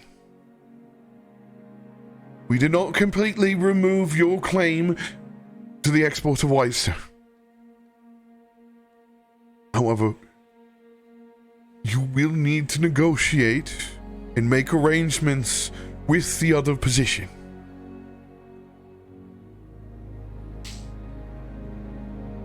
Where are they? Who's sitting here? Who's got the position? Who's beseeched us now? As he steps up and he throws his napkin down at the table. Just who?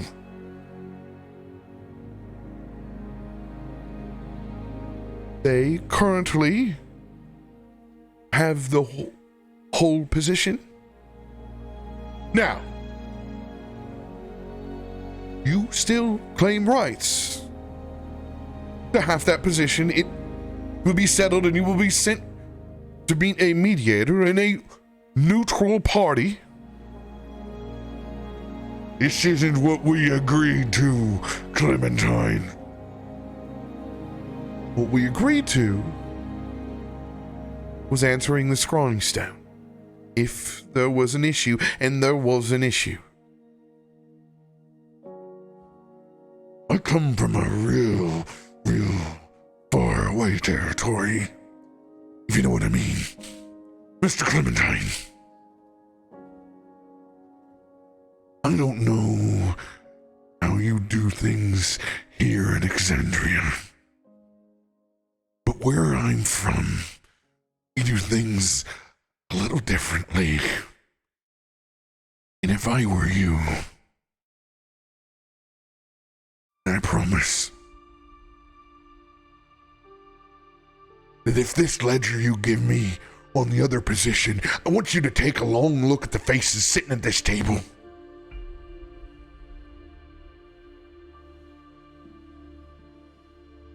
Because they'll be the last ones that you see. And I want you to think about you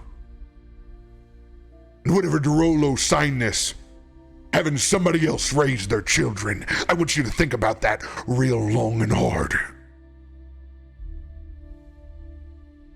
Now you tell me where this position is, and you'll tell me now.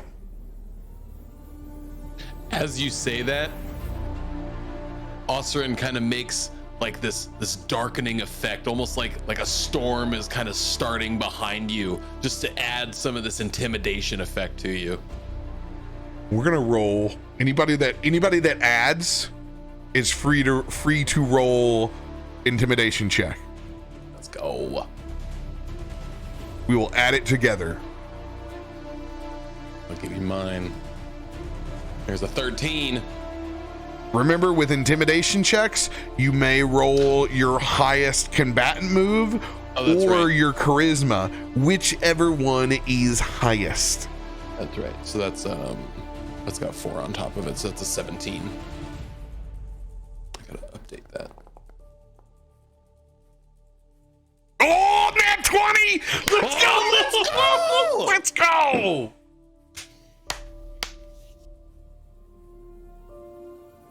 Don't even have to add to that. Love it.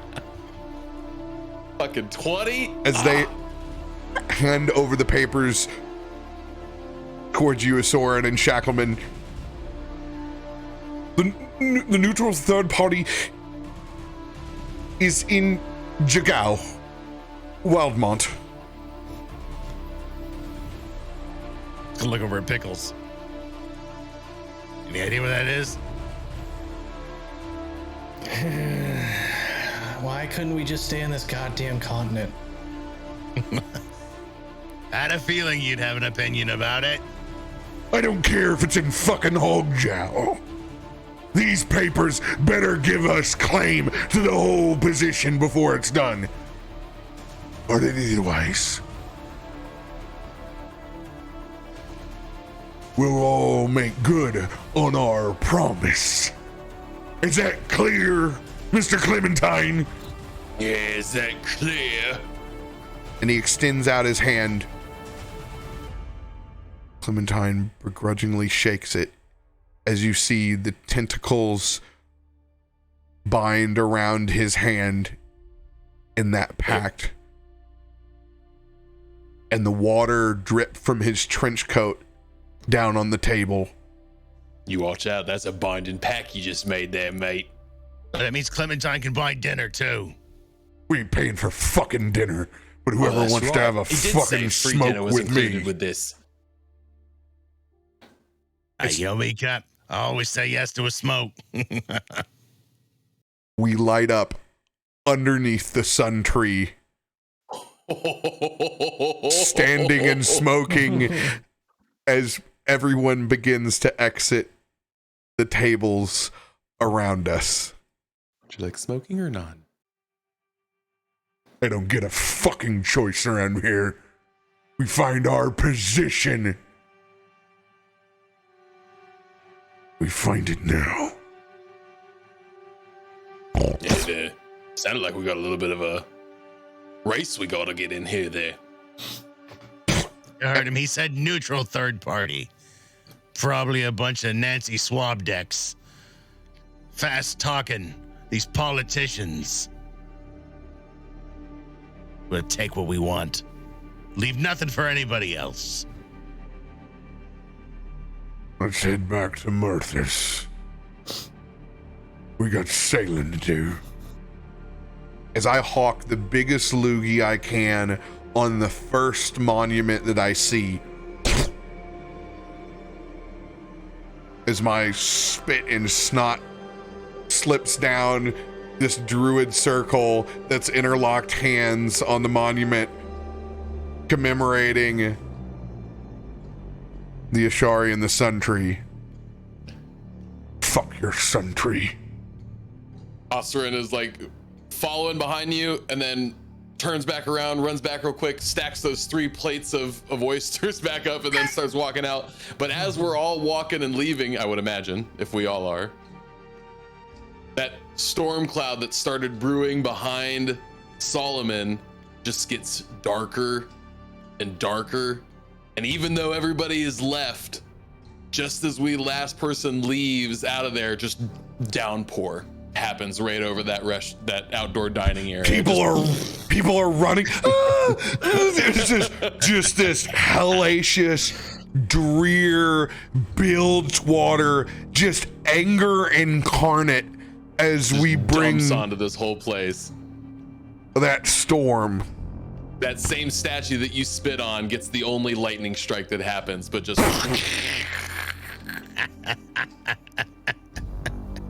See that give you a Pickles slap on the slurps another chest. oyster. Take an oyster next to you and knock it down. Pickles has somehow managed to eat everything he ordered. That whole time during that whole monologue. As you look at that set of papers, the storm trails back behind us.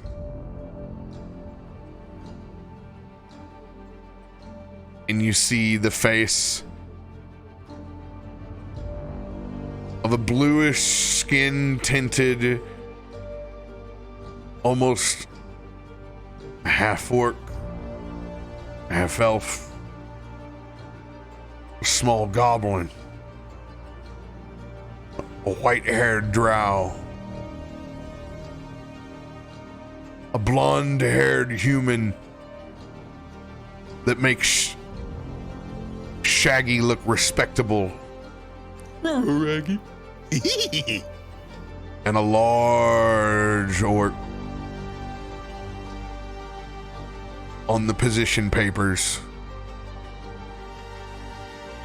I don't care who the fuck they are. Position. Checkmate. Shackleman, Aye, Captain. Let's go take what's ours. Aye. Everyone back to the boat.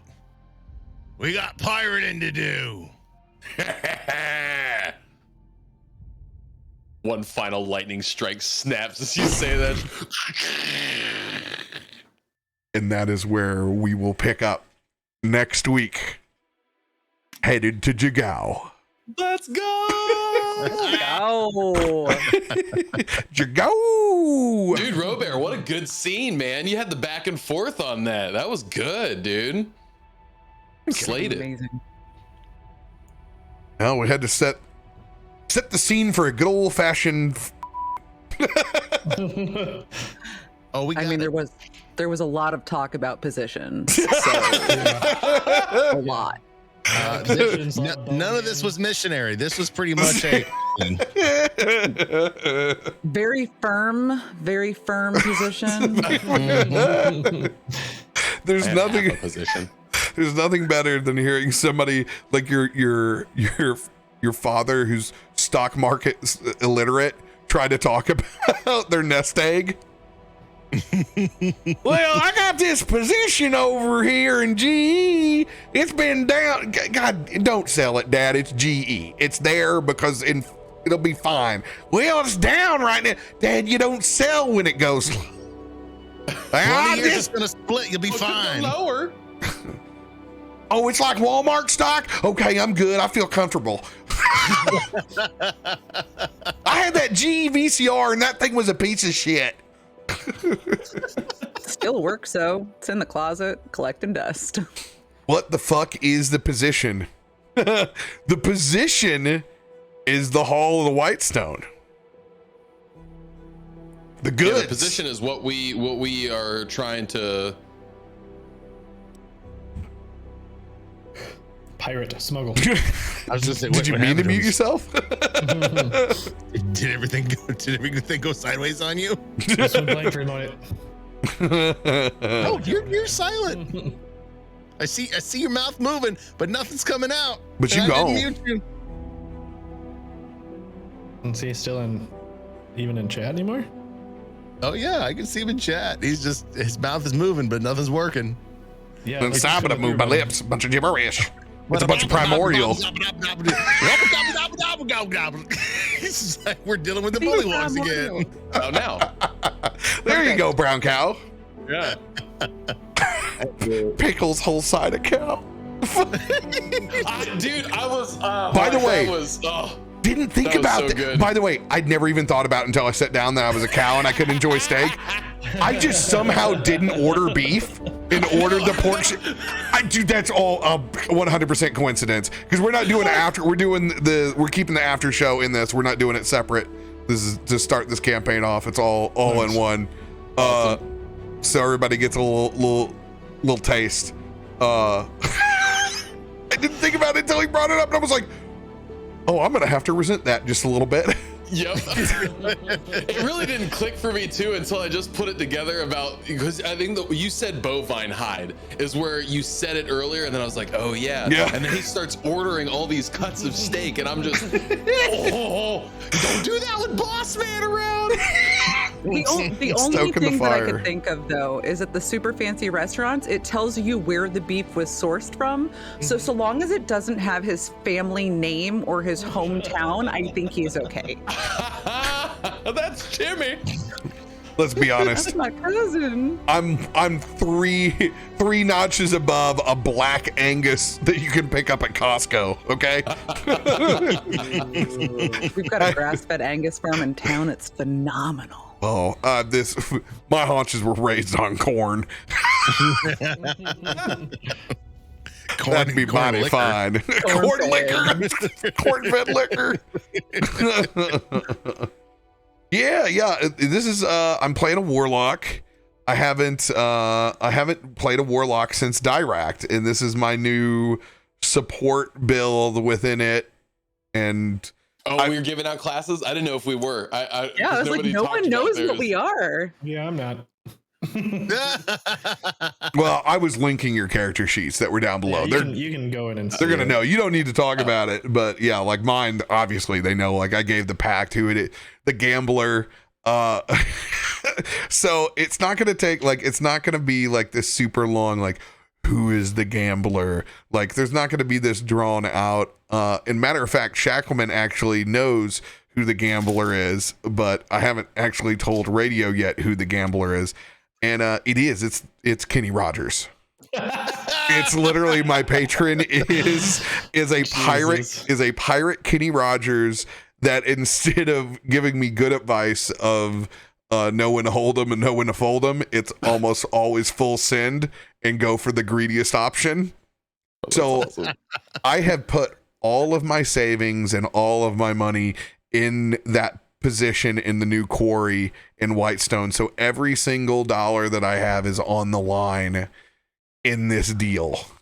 There's no turning back. I feel like everybody gathered that as you were amping up and getting angrier and angrier talking about I've been paying for everything, strutting around. Hell, we might even shop for some new clothes. Not now. Is that the actual rival tie-in as the module is written, or is that a RoBear flare? No, none of that's Let's go. You meet the rivals in Jigao. And I haven't even read the chapter yet. There's a festival in Jigao that's supposed to pit you with games of contest against each other that's there to develop the rivalry. I just made it higher stakes. Oh, dude, I think that's so perfect. I thought that was such a good rival tie-in. They took our fucking load. Took all the Whitestone, and they're docked where I showed you guys. They're way over there. So this Whitestone's been carting all because they couldn't reach us different plane of existence, and they don't know that we're from a different plane of existence, and he's certainly not going to tell them. He was like, I need you to line it out exactly when to call me. Just this is the only time I can be by that payphone, goddammit. Oh my god, what a good kickoff. That was amazing. And you slipped Garth Brooks lyrics in there. That was good. Fortunately, we're the last ones to know and the last ones to show. No, stop. But you're damn right. They're the last ones they'd see there. Studio G is gonna sue us real quick. Oh, we saw the surprise in Homeboy's eyes. Hey, I hadn't thought about it yet, but I'm so happy that I both got to enjoy the monuments and spit on them. That just kind of came up, and I'm like, oh yeah. I hope somebody from Critical Role sees it. What'd they just do? They just shit on the Aramante. Yeah, I didn't know that this was going to be so stone heavy. I wasn't even planning on leaning into that aspect of the dwarf tie-in. I loved it when I saw your pick. Oh man, this is gonna be so much fun to play. Welcome to your new nickname, Stone Liquor. Stone Liquor. I mean, what else does a crazy geologist do, man? They gotta get all up in those rocks. They gotta know how they feel. They gotta know how they smell. How else are you supposed to know how they taste if you don't lick them? I love that Tim knows even more about the lore, the places that we're going to, than probably what even I can remember. And I'm glad you built it in your character, because I get to naturally be afraid of what curveballs you'll get to throw me along the way. And I get to do that inside of RP, but he's terrified of you revealing, like, of all people, he's like, Pickles is never knew this about Pickles. Never cared to fucking ask about Pickles, you know? Nobody Ever. asks about the nervous guy. He's, oh no, why not? That'll be enough from you over there, Pickles. And so I was like, oh my God, you were just laying up these just fucking volleyball fucking set shots. Oh, I hope we don't go anywhere else, and just over here in Taldore.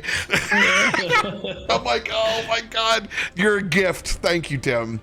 I couldn't pass up the opportunity to build a character from Exandria. Like, so good. And I mean, I've watched the first campaign like 3 times fully now. The second campaign, I think, like 2.5 times. Like, and I'm still like half in the lore. There's a lot. There's so much. I gotta go through and read the books just so I can make sure my character is what I think it is. hey, even my butthole got a little bit puckered. I'm like, is that the Alabaster Sierras? I can't. I think it is. Yeah. I looked it up real quick, and I'm like, damn. I'm like, if there's any campaign, I'm gonna get dunked on in the comments for my Voodoo Ranger gibberish. It's gonna be this one. I'm like, oh, still got it. Yeah. Oh, yeah. What's nice though is that it doesn't, I don't know, at least for me, because I've watched campaign 2 and I've been following along with 3. I never watched 1. But I don't know, it doesn't feel like there's any pressure. Like, hey, it feels the same as playing in Forgotten Realms. Like, I'm gonna fuck up lore, I'm gonna not know things. Like, for you as a player, it's my job to make that comfortable and carry that is for me to set the table. That's fair. You can do what you want with it and rearrange it and do all that. You're the player. You're supposed to be the agent of chaos. I'm the one that's supposed to make sure and get certain pieces right to respect the area. And we will. Besides, conjuring up a storm and spitting on statues and being really pissed off, they fucked our position, okay? Right. We were clearly doggy, and we were set back generations, almost to sixth grade.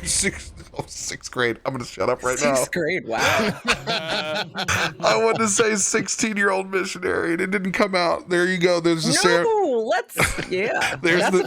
there's the Sam Riegel line of the night, and that's why we have Voodoo Ranger as our sponsor.